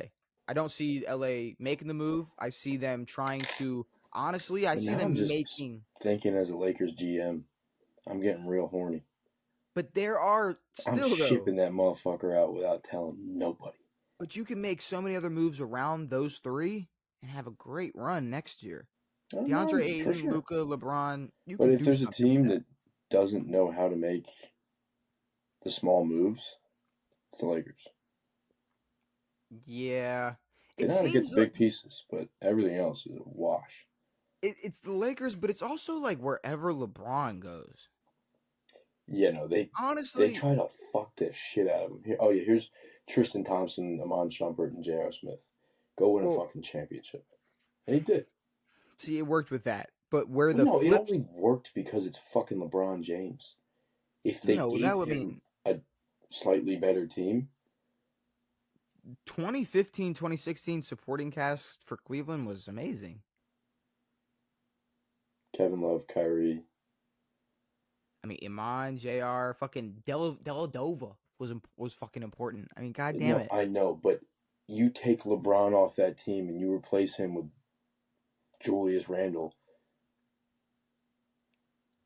Okay, but then you took everybody else off that team and replaced them with Dwayne Wade and D Rose and fucking like whoever else they brought over. They pulled Isaiah the biggest Thomas. like Baltimore Ravens move ever and brought in all those There's bums. there have been opportunities to create better teams for LeBron James. They haven't. But ever since then, ever since that trade day, Yeah, we've never seen a team be able to build around LeBron without like just we got this star to put next to you, but that's it. That's literally all we got. So yeah, LeBron is going to be a Laker next year. That's my prediction. yeah. I mean, at this point, we're fuck. I mean, I feel like the only reason it's still being talked about is because it's LeBron. If this was anybody else, it's like we'd be moved past this. Like we'd be talking about. It's also like we already had a big star get traded. We knew he was going to get traded, and it happened fairly quickly. Like if a trade was going to happen, I don't know why we're still sorting shit out with a guy who probably needs to know where he's going. Yeah, because he's a billionaire. It's like yeah. Kirk Cousins might get traded still. Cool. Are we fucking talking about it? Do we give a damn? And, No. and is it gonna happen? Probably not. Who cares? He's probably gonna be a Falcon. Well, here's the thing: they're gonna go like 6-2. Let me not go crazy. I'm saying if they have a good record, yeah, and they're like, all right, we're good, they'll trade him before the deadline. Yeah, I mean, I don't think he'll start again as a Falcon.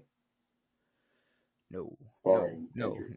Not by choice. I was gonna say not yeah. If it's up to Atlanta, he will never be a starter for them again. All right, moving on from LeBron and whether he'll be a Laker or not. Just two minor things, one more thing, then we got Jeopardy. But we got to get them out the way because A, I have a couple questions, and B, so much shit has happened in the last week of not recording. Jokic, I think people are starting to overreact a little bit about Jokic because he declined his extension. But then the reason being, I think the most obvious is it was like I don't have the numbers top of my head, but it was like 3 years, however many amount of millions. But next year he's eligible for a 4-year, this amount of millions. He's eligible for even more next year. But then there's like that tiny part of everybody's like brain that's going, or this is step 1 to the exit plan. And that motherfucker could care less about anything in the basketball world because he just wants to race horses and maybe just leaves Denver. Jokic isn't leaving Denver. There's no chance. I know they bring in. Jokic literally has the world on that team. He has full autonomy of that team. He can do whatever the fuck he wants. He can make any decision he wants. There is no reason for him to go restart somewhere else. But is Jokic at the same time, like you're right, a team that like the team will do anything that he says. But say, okay, like I don't think he was behind the Malone firing. I think he was against that. And they said, well, people are saying he's behind the MPJ trade. Is he behind the Jonas signing? I mean, like, is he behind Valanciunas joining? They signed Valanciunas? Is that yeah? I believe it was either. I think they said. I want to make sure. I think they said he was gonna go overseas. But then decided instead of going overseas that he was going to. Yes. He didn't want to go overseas, so the Nuggets traded for Valanciunas. So sick. But that's what I'm saying. It's like the way they're moving right now. It's like they're not moving right now to go like Jokic. We can't wait to go on a championship run next year. Yeah. We're really looking forward. We're really looking forward to not winning shit next year and giving you even more money. We can't wait. So it's just I don't Seems like know. a I lot think of teams though. yeah, most teams. There's like maybe 3 that aren't on that wavelength, but there's probably 27, 28 who are just like, Yeah. we're not winning shit, and we cannot wait to give you $500 million. But no, I don't think Jokic is going anywhere. But I'm just throwing it out there. I'm throwing the seed out there, and I'm just saying, If it gets more intense, we can talk about potential landing spots. But oh no, we ain't talking no landing spots because it's called the rest of the league. That's what landing spots are for Jokic. There's absolutely not a single team where I'm like, see if Jokic is there, it's like it's probably gonna be a problem. I don't know if that's gonna work. It's like no, Jokic can go anywhere. Yeah. I have a question though, and I don't know if I've asked this question. Maybe I have, maybe I haven't, but I don't remember the answer. If I have asked it, Devin, why the fuck is the MLB draft like now? Like mid-season? Yeah, like in the middle. Like, see, you notice how like the season like started. Mm-hmm. It started, and it hasn't ended yet. Yeah. And then they had a draft. Yeah, I don't know. Maybe this is the All-Star break. But I'm saying maybe I didn't notice this ever. Yeah. Because it's like, to be honest with you, as a non-baseball fan, I don't really hear much MLB draft coverage ever. Well, because there isn't much compared to other leagues. So now I'm going to be completely honest. I don't know why they couldn't hold the draft in, say, September. Or I mean, not September.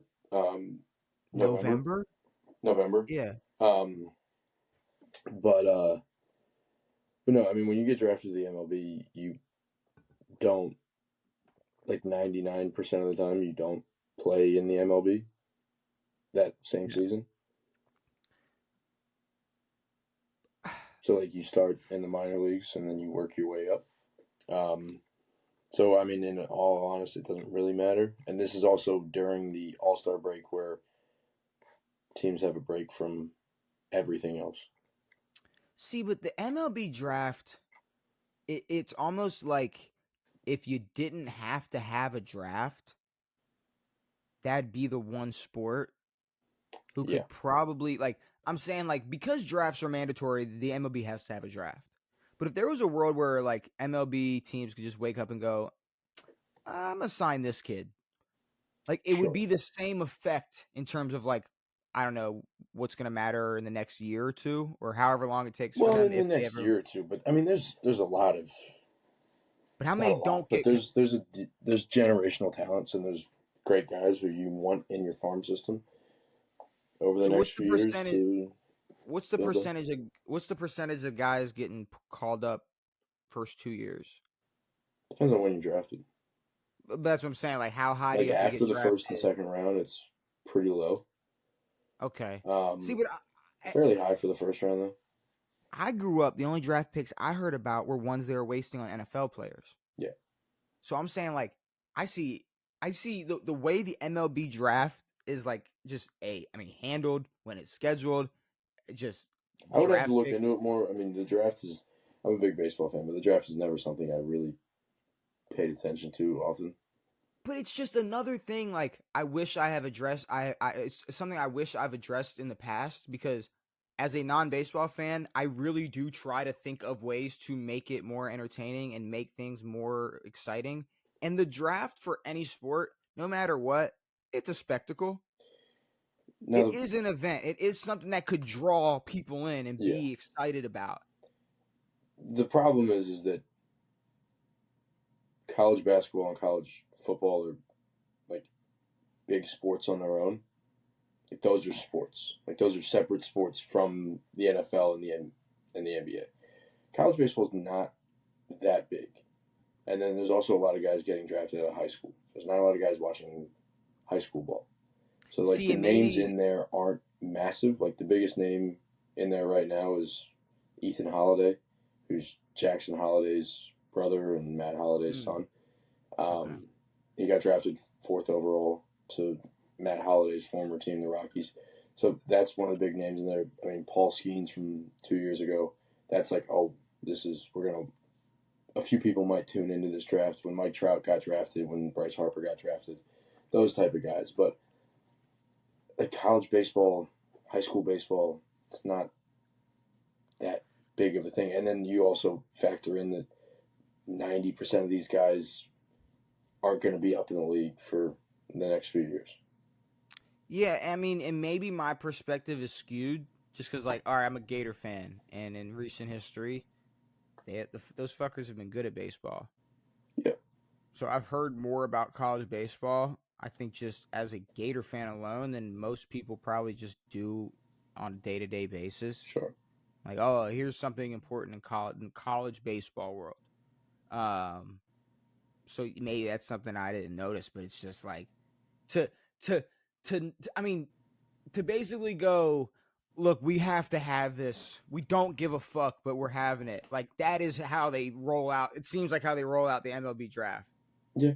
Like, look, this is mandatory. Well, the fact that they're putting it during the All-Star break, when people are watching the Home Run Derby and the All-Star game, there's not a lot of guys sitting and watching the 8th round of the MLB draft. It's it was something I had to ask because it was very confusing. Devin. Yeah, I don't know. I mean, I would have to look into why it's right now, because I would imagine GMs are kind of flying around figuring out the trade deadline that's coming up. But I don't know. But moving on from that, before we get into Jeopardy, a situation that I want to bring up just because I know how I feel about it, but I also like have another weird tiny feeling that's sort of opposed to it. So I'm just gonna bring it up, see how you feel. The Teddy Bridgewater situation. Have you heard about it? No. Are you tapped in? All right. Well, Teddy Bridgewater, I guess, was suspended from his duties. Can we bring back tap-out shirts? Those are the core UFC fans I was talking about, Devin. My bad. Never mind. UFC sucks balls. That's the era I'm talking about. I'm talking tap-out shirt. Rampage with a tap-out shirt on. Exactly. That's the era. That's what I'm talking about. I'm going on Amazon tonight. I'm buying a tap-out shirt. Talk about. People care about Marab. Anyways, the Teddy B situation. Teddy Bridgewater, he got suspended of his duties of being a head coach of the high school football team that he was coaching, who just won a state championship, because of let's see if I get this right, impermissible benefits. So at first when I hear that, I'm like, all right, so what? Like, he bought somebody a cheeseburger or something, and that's kind of exactly what it was. He would buy like Ubers for kids if they need to make it. I guess food. He would pay for it. This is the only thing that got like a little too much on the professional side, I guess, is like recovery. He would pay for recovery or like rehabilitation. Now, okay, buying let's look kids at it. Hypervolts. Now, here's the thing. I'm looking at like a high school kid. You're like in the prime of like, when we're talking like being able to recover. You know what I mean? So it's like, yeah, like maybe you didn't get to sit in like a hot tub this week. Sure. Because you're not on Teddy Bridgewater's team, but like you can still be good at football and like recover in a week. For sure. You know, not to take any credit away from anybody, but still. Why didn't you just have the school pay for it? Well, see, that's the thing. It is. All you're gonna do is have the school buy someone a cheeseburger and get a cryo machine. Like, okay, morally, it's a great thing. It should be applauded. It's like, shout out Teddy B, paying out his own pocket, helping kids out. But from I do understand the competitive standpoint. For sure. Because there is one. It's the fact that I can see where other schools or teams would be upset about this whole situation. See, but if the school had, like, there's schools from our county who had better equipment than our school did. Yeah, and That's a also, lot. I don't know if this is illegal. Like, I don't know, I like, don't if think you're allowed to buy kids Ubers. what? I guess so. Okay, but let's put all the cards on the table. So you got paid, you got Ubers to get to practice. If you couldn't make it, you had a full stomach, and you got what, massages? It's like you still got to go out and play football. Yeah, for sure. And I would say, if you want to be upset about anything, if you want to complain about any disadvantage, it would be the brains of a former NFL quarterback going up Exactly. against High a school. gym teacher. Yeah, It's like, exactly. yeah, you know, this gym teacher, this guy that teaches health class, Yeah. probably doesn't have like the same ball knowledge or like eye for talent that Teddy Bridgewater has. Yeah. And it's so it's like, if we're gonna talk about anything that's like the I mean, I could biggest see that being an disadvantage. issue if it was like recruiting to a high school. That okay, if Teddy Bridgewater was buying houses in the district to get certain kids, Exactly. all Sure. right, that's insane. Yeah. But like, I couldn't see, like, if say they go fucking 3-7, don't even make the playoffs. It's like, are you gonna even hear about Teddy Bridgewater bought a kid an Uber ride to practice? Fuck no. Like, oh man, he took them. When first of all, it's like, since bro, from like Pee Wee football to the NFL, like, so like y'all ain't never had a team dinner, y'all ain't never just ate together. Coach ain't never took the bill. Like, what are we? Why are we pretending like, man, they ate from on the coach's dime, they're gonna beat us, and that's why? It's like that. What I don't the know. Just fuck? to suspend Teddy I don't know what Bridgewater the for. rules are, but yeah, I've had food from. See, that's the thing. Should we look that up? Did Teddy Bridgewater break any law? That's what I want to know. Did he break any law? The suspension stems from his admitted actions of providing the benefits to his players, including ride shares, meals, and athletic recovery services. Bridgewater himself stated that he paid these expenses and even asked for donations to cover these costs for the current season. Well, okay. See, AI overview says he asked. I remember seeing something saying where he, I guess, told other people like, y'all should donate and or like go do this yourself, like fucking like, yeah, pay for the kid, like help him out Who should if you donate? can. The parents? No, anybody that's got the bread to help the kids, I guess, or any team. If you got Teddy Bridgewater money or Teddy Bridgewater access, fucking I mean, use is it. that different than asking for donations for like your team to go on a tournament trip? What do you do? Ooh, okay. The Florida High School Athletic Association considers providing free or reduced cost transportation or purchasing items for students a violation of their rules regarding impermissible benefits. However, Bridgewater's case has sparked debate about the application of these rules, especially when a coach acts out of generosity and care for his players. Okay, so that's what I'm saying. Well, I've had high school coaches buy me food. That's what I'm saying, though. So it's like, sound like anyone gave a fuck. But like, if you were the state champion, like, that cheeseburger would be on your record. Like, there would be an asterisk, I guess, because that Chick-fil-A chicken biscuit.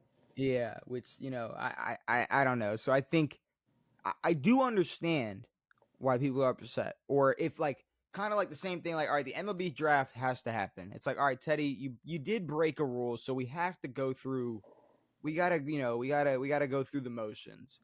Too many people have complained. Too many people have called in. All right, we gotta make a statement. We gotta do something about this. But I mean, I don't know. Like I said, like you said, yeah, I would be more upset that a former NFL player is coaching a football team.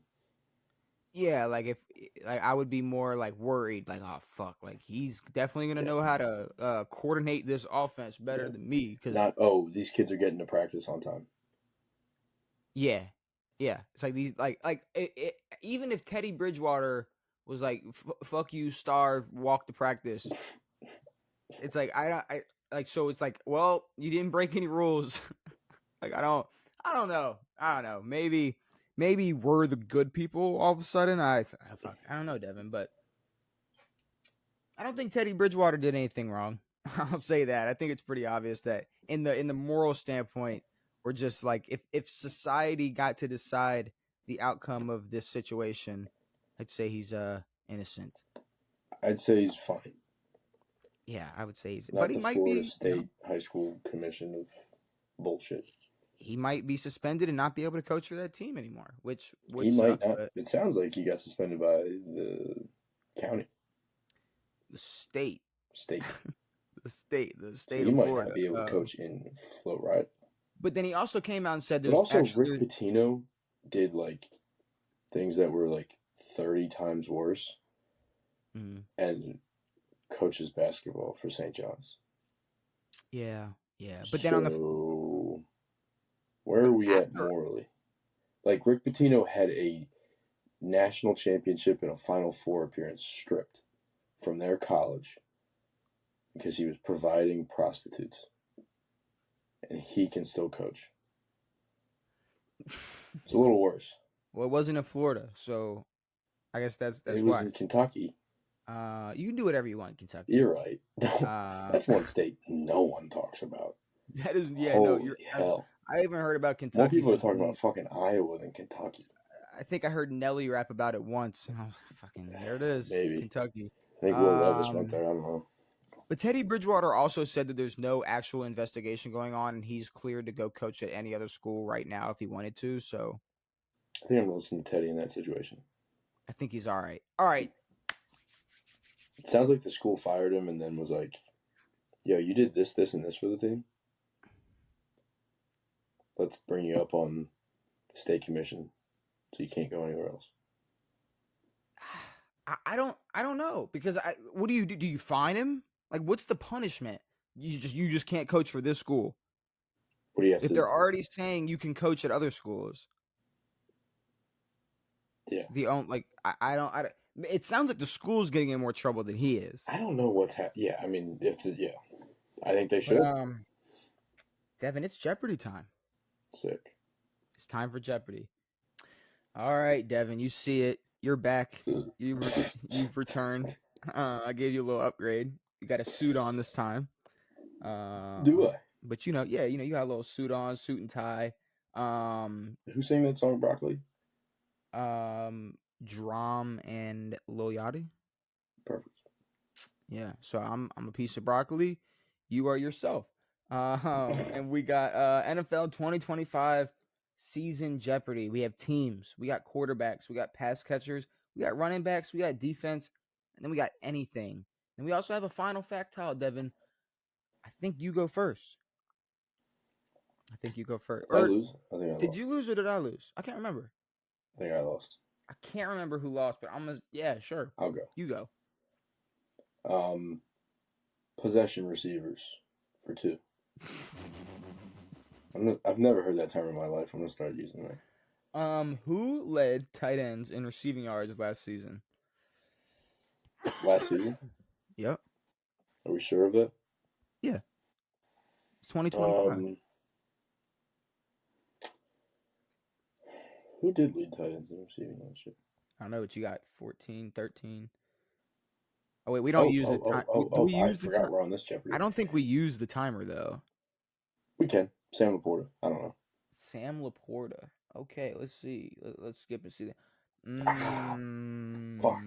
Brock. I wouldn't have pulled Brock, but oh, the noise still happens. Yeah. No, you gotta auto click it. It wouldn't let me though.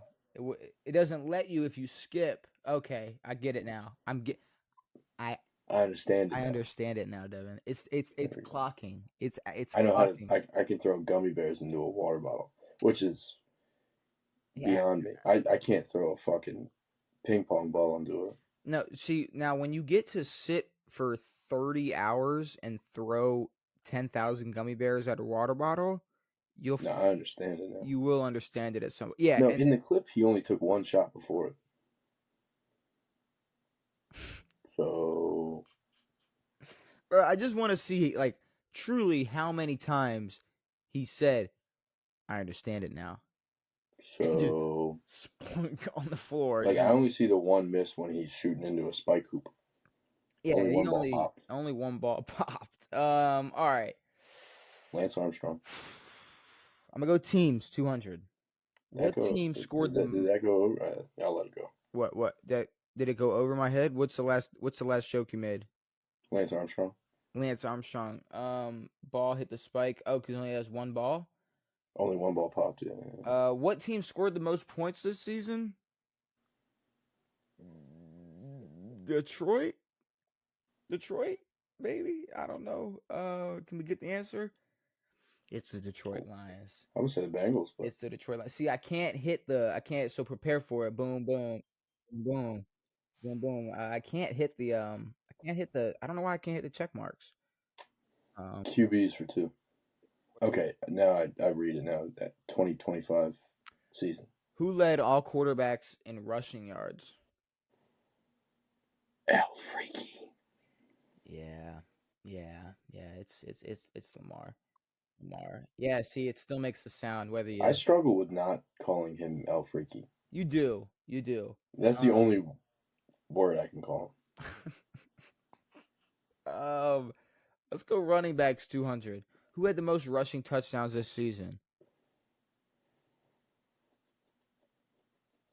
It was tied at 16, right? With Derrick Henry in them? Yeah. James Cook, Jahmyr Gibbs, Derrick Henry. Sick. Take it. Actually, I need you to tell me all 3 of them. Tell me all 3 of I don't know. I don't have a joke for you. Just give me a fucking give me your next pick. Anything for 2. Anything for 2. Who was the first overall pick? Okay. Cam Ward. Yeah. See, so yeah. There you go. Good job.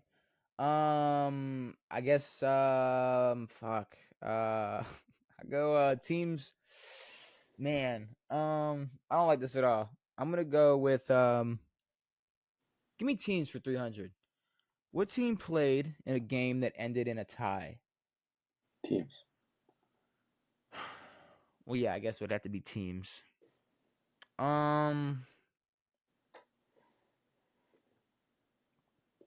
Who played in a tie?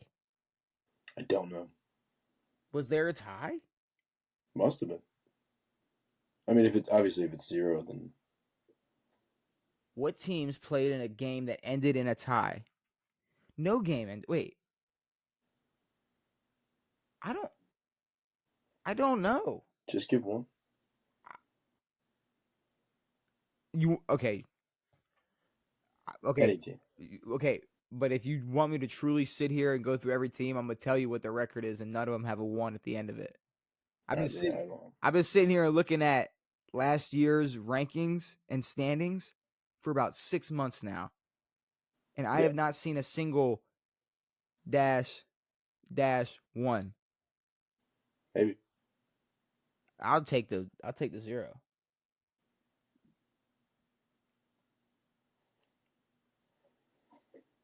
I had no idea. So the answer is none. Yes. So okay. Cool. The answer is none. So I was wrong, but right. What are you going with? No, you're right. Huh? You're right. So then give me my money. No, you get your money for that. I took my money for that. No, you didn't. Yes, I did. I'm at 100. All right. I was at 400. I took away 300. But you're giving me the 300. Yeah. But you said there weren't. You said you hadn't seen. I don't. There could have been. I don't fucking know. There could have been one in fucking London. Like I don't. Also, how'd you have 300 if we've only done? You had 400. Never mind. Yeah, I had 400 and got the $300.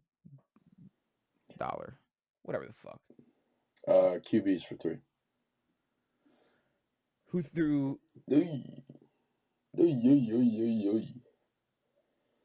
Most interceptions. I think this one is. Okay. All right. I really don't know. Just think about it for a second.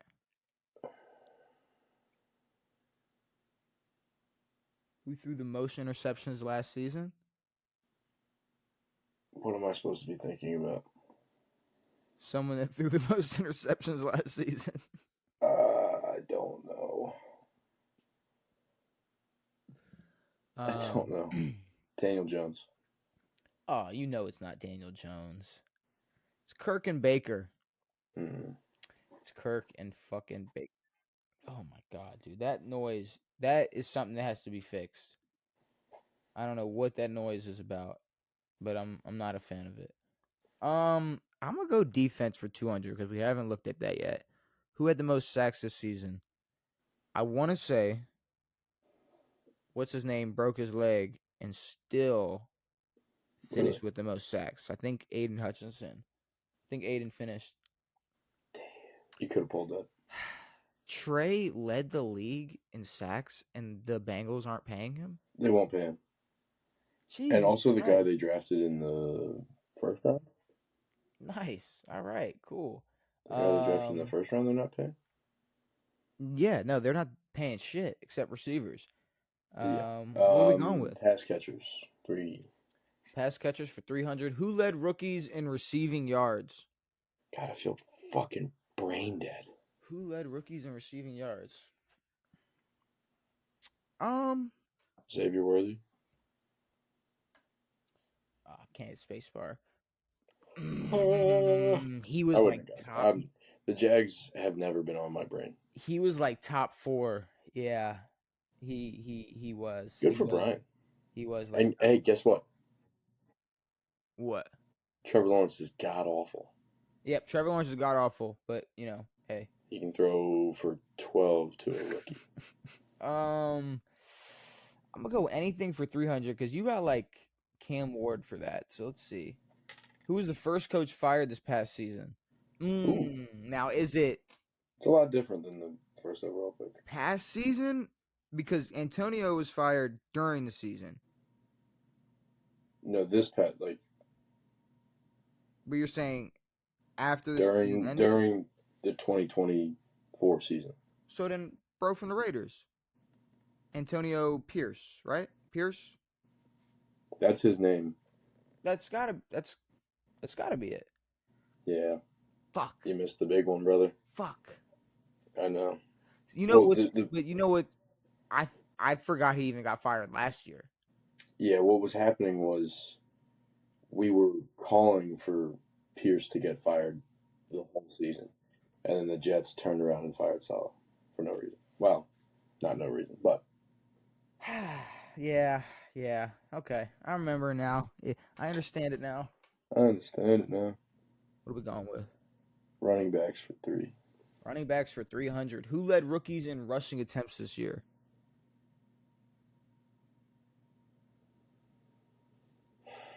I hate rookie talk, bro.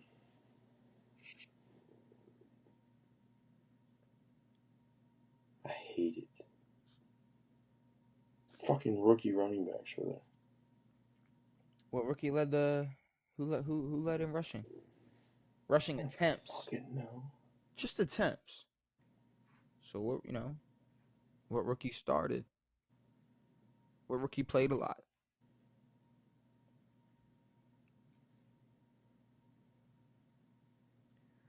You're already at 0. Shut up. You just want to take a guess or what? Yes. I'll take my guess. It'll be Bucky Irving. That's what I was waiting on. That was the only thing I had on my mind was Bucky. All right, let's go quarterbacks for 1. Let's knock them out. Which QB had the most passing touchdowns this season? Oh God. Burrow? No, he led in. He led in yards. By a lot, I think. I'm gonna go Burrow. I think I might be wrong.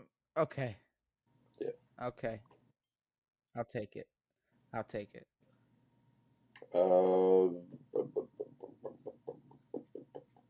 Running backs for one.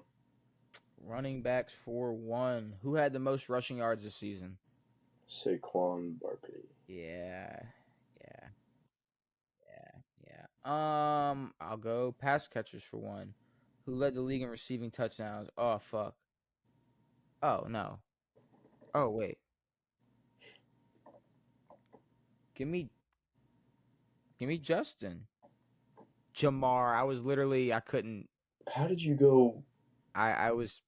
You I went don't know because Burrow and then Justin? one had a wide receiver too, and one fucking didn't. One Maybe had that's Joe why. Burrow. Whatever. I don't care. I'll lose the 100. That's fair. I'll lose the 100. Teams for one. I was sitting there. What was the least amount of wins a playoff team had this year? In terms of wins or the team? I didn't make it. I don't know. What was the least amount of wins a playoff team had this year? I don't think there were any teams with 8. The worst team in the NFC was the Packers. No. I'll say 9. Ooh. 10. No. Yeah, Steelers finished 10-7. Okay. Yeah. Devin. The Packers were not the worst team in the NFC. Wow. 10 wins. That's honestly better than I probably would have said 9 too. I'm not gonna lie. Okay. All right. Give me anything for 100. Name one of the new head coaches for 2025 season.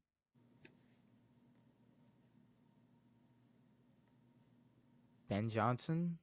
Thank God. I mean, that's the only name I was for sure on. Ben Johnson, Mike Vrabel, Liam Pete Cohen, Carroll doesn't work. Kellen Moore, Aaron Glenn, or Brian Schottenheimer. Okay. Ooh, I'll take it. Schottenheimer, Scott. What are we going with? Jacob Jingleheimer Schmidt. QBs for 4. QBs for 400. Who had the highest completion percentage this year? That played more than 15 games. 15 games. There's probably Lamar. Yeah. Damn. Jared Goff. That's all right. Jared Goff, Devin. I was trying to help out Lamar for a second. Yeah, it's okay. You know, there's a reason I guess he wasn't MVP because he didn't fucking lead the league in accuracy. He didn't lead the league in. Give me defense for 100. The Lions played. This Lions player led the interception. I'm not even gonna read it. I know what it says. It's too late. This Lions player led the league in interceptions. It's Kirby Joseph is his name. Kirby. Si, senor. Kirby Joseph. What do we got? But it's gonna blow it for me. Never mind. Pass catchers for 4. I ain't got no defense catchers bullshit. For 400. Mike Evans had 1,000 yards for how many? Yeah. 11? Oh, this was the 11th. 11's the record. He tied the record. Damn it. No. You dumb bitch. No. Oh, no. That's all right. That one hurts a lot, actually.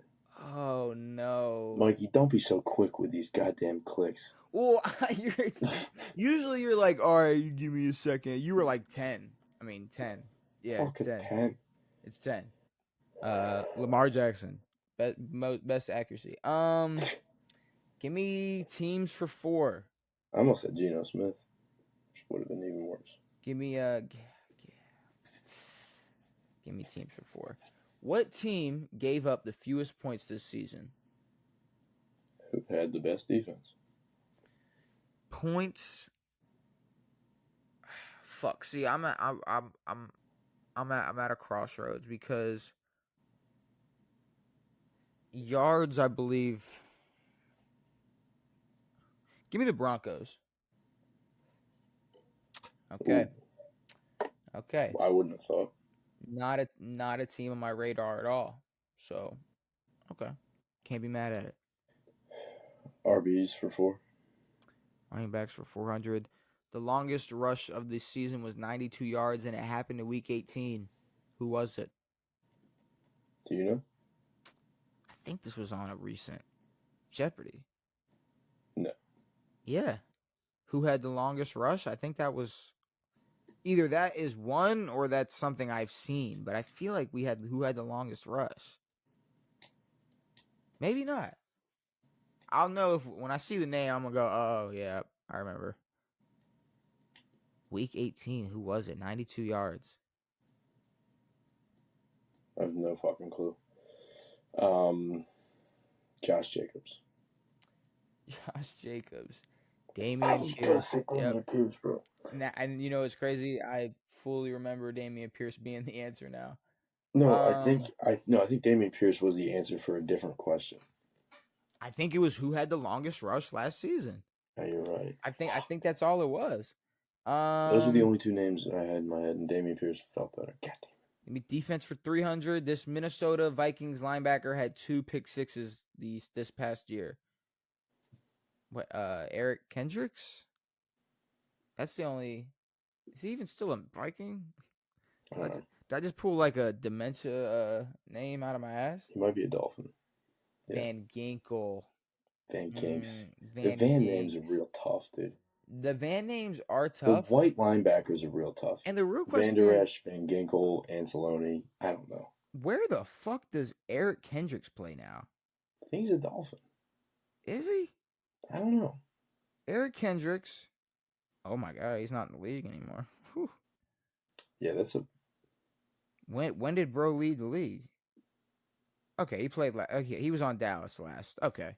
Dallas. Okay, he was on Dallas last. I don't know why. For some reason, I just still pictured him as a Viking.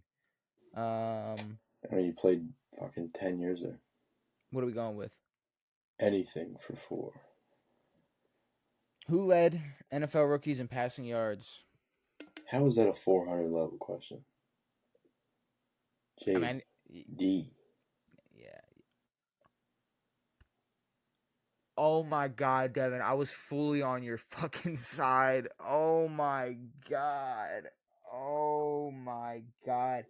Wait. Give it a goog. I think that's right though. JD didn't break.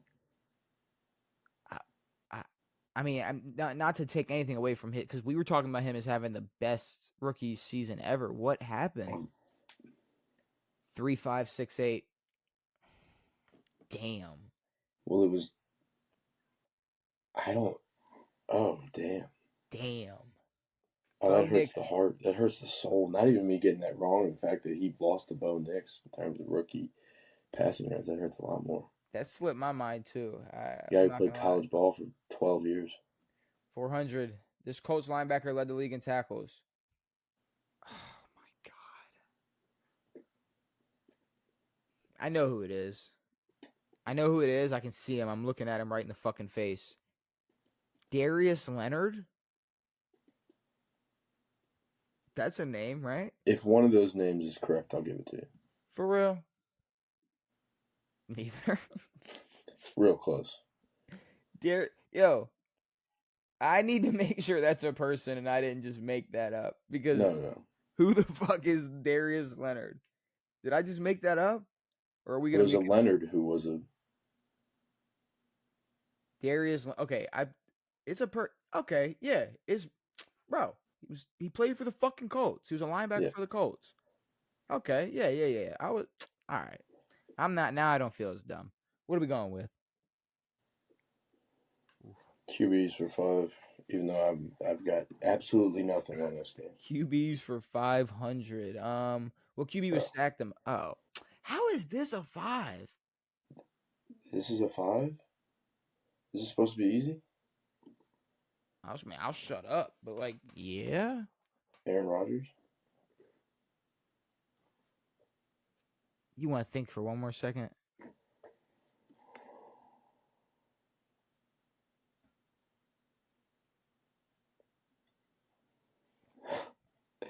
I'm really struggling. Did the Jets have the worst O-line? Who had the worst O-line? You tell me. Bears? I don't know. Cut me. Who? Caleb? There you go. Oh. There you go.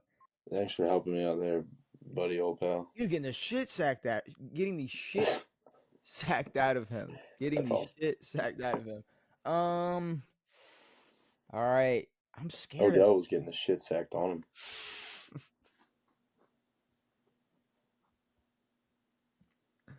I don't know what to go with. I'm scared. I'm gonna go. Fuck. I'm gonna go teams. Nope.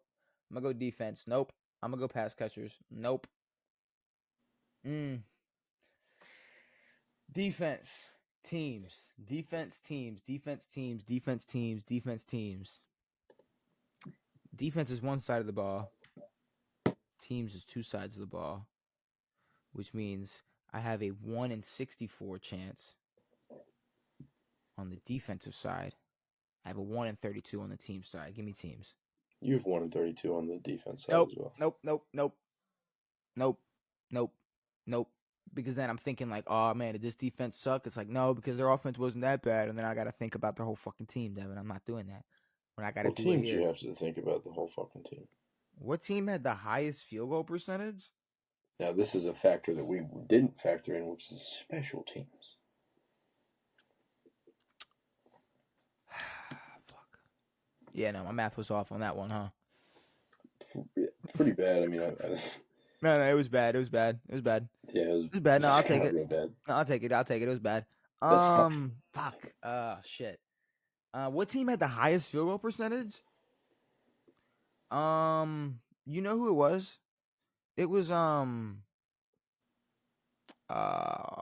go the Lions. Oh. You were about to say the Bucks, weren't you? No, I was about to say the Broncos. Oh, Brandon saying I was about to say the Broncos. All right. Looks like we're tied. Tie game. Give me pass catchers. I should not be tied with the amount of bullshit I've missed. Pass catchers? Yeah. Who led all running backs in receptions?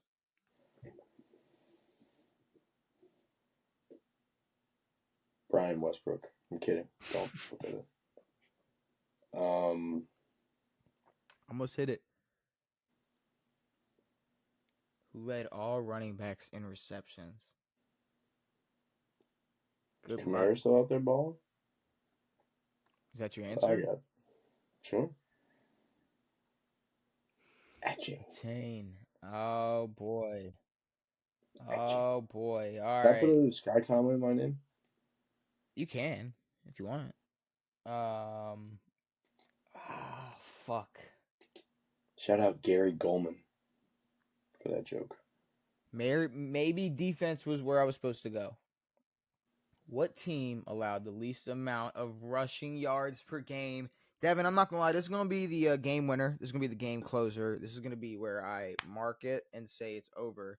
And if I'm wrong, all this is going to be embarrassing. But I'm pretty sure if there's one thing the Ravens defense was able to stop, it was the run. Congrats. Haven't won yet, pal. Running backs. 5. Which running back led the league in fumbles? Let's go. Swaggy P.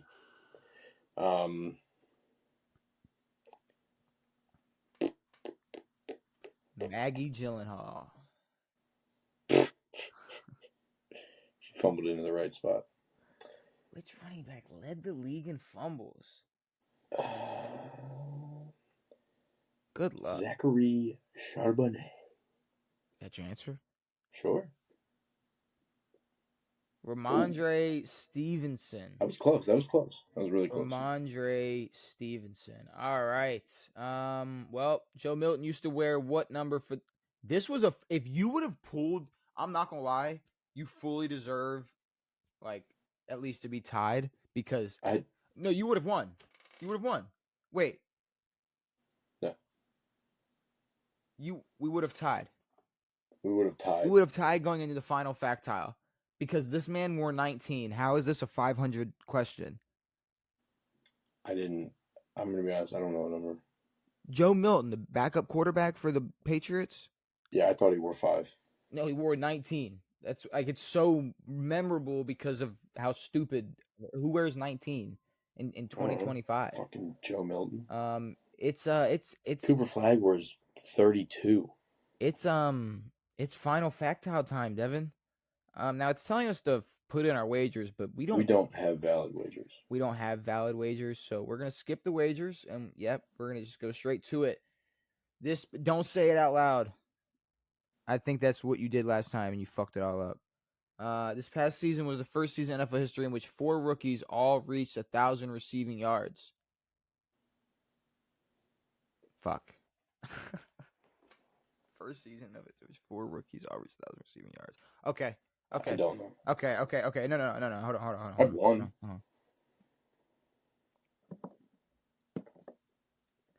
All right. Me and you know the 2 obvious ones because they were on this board. If you're thinking of another one, then you're beating me already. No, I have one from the board. Who was the other one from the board?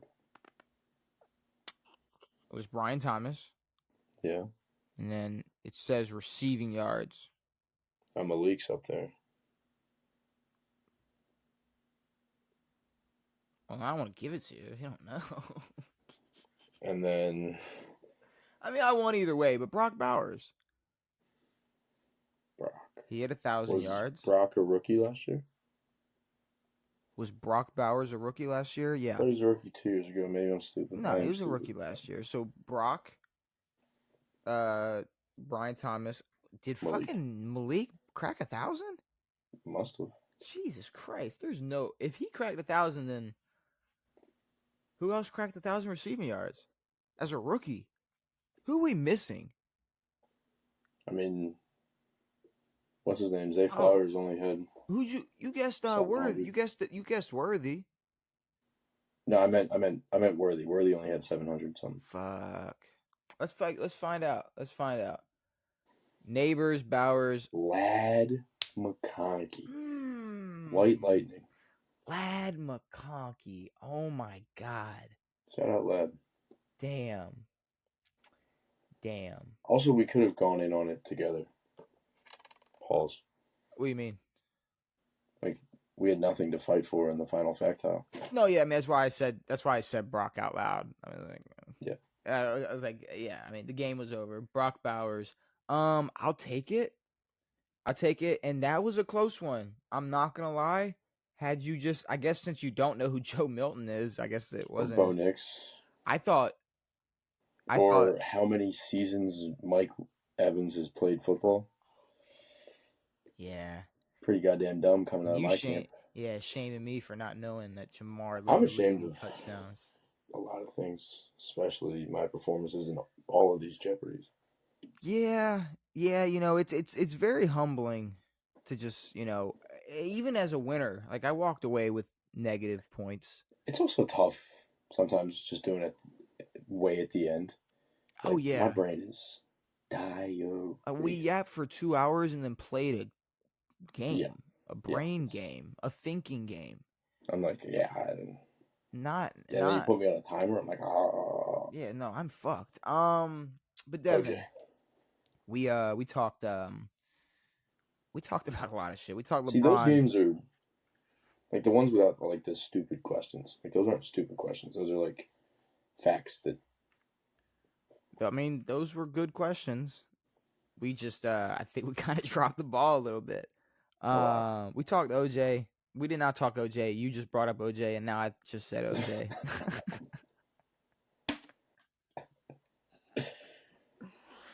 We talked LeBron. We talked Jokic. We talked the fucking MLB draft. We talked Teddy Bridgewater. We talked Cris Carter. We talked Chris Cooley next episode. We can talk Chris Cooley next episode. Jone Jones, the UFC, Klay Thompson, Najee Harris, Quinshawn Judkins or Jukins or Jailmate 3754, whatever you want to name him. But Devin, is there anything else you need to say before we get out of here? I was just gonna call him Cheeseburger Quinchon. Cheeseburger Quinchon. Oh, because Cheeseburger Andy. Yeah. Cheeseburger Eddie.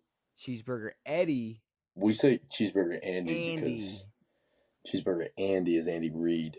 Got you. Which that nickname needs to catch on. Cheeseburger. Well, I feel like that's like maybe not after the heart I attack. was gonna say it's kind of foreshadowing. It's not. You know, he already had one. So that's what I'm saying. It's like if we keep calling him that, it's gonna get like we're gonna influence him. It's like we're not calling like we can't. Dude, he had a heart attack and then did a burger commercial for State Farm. There's no influence from us. The guy was gonna eat 80 cheeseburgers regardless. Well, he did a chicken nugget. Was it Did a you catch McDonald's? What? Never mind. It looked like Wendy's. What did you say? I just ripped one by accident. I didn't hear anything, but I can't remember the commercial. Was it a Wendy's commercial? No, it was a State Farm commercial, but it looked like Wendy's. He was like, give me those nuggies. He was like, I feel like calling him Cheeseburger Andy would be like, I don't know, like it'd be like if you looked at Steve-O and you were like, hey, it's drug addict Steve-O. It's like, it's like, or it's like you don't want, like, if you put that on them again, like worse shit could happen this time around. I don't think so. Cheeseburger Andy, it's not the best. It's not the best. All right. After he won a Super Bowl, they gave him a cheeseburger. Okay. They asked him, they're like, "Oh, what are you gonna do now?" I mean, like, I'm going to McDonald's. He can have a cheeseburger, but if his whole thing is like, "Hey, I eat cheeseburgers," it might not be a thing for that long. No, but I don't think he has stopped eating cheeseburgers. We don't need him to have a mixed stroke. Like, we just don't. We don't need that at all. So, yeah, I guess shout out Cheeseburger Andy. I guess if that's all that needs to be said, Devin, we will be back next episode, Tuesdays and Saturdays, which means if today's Tuesday, we'll be on Saturday.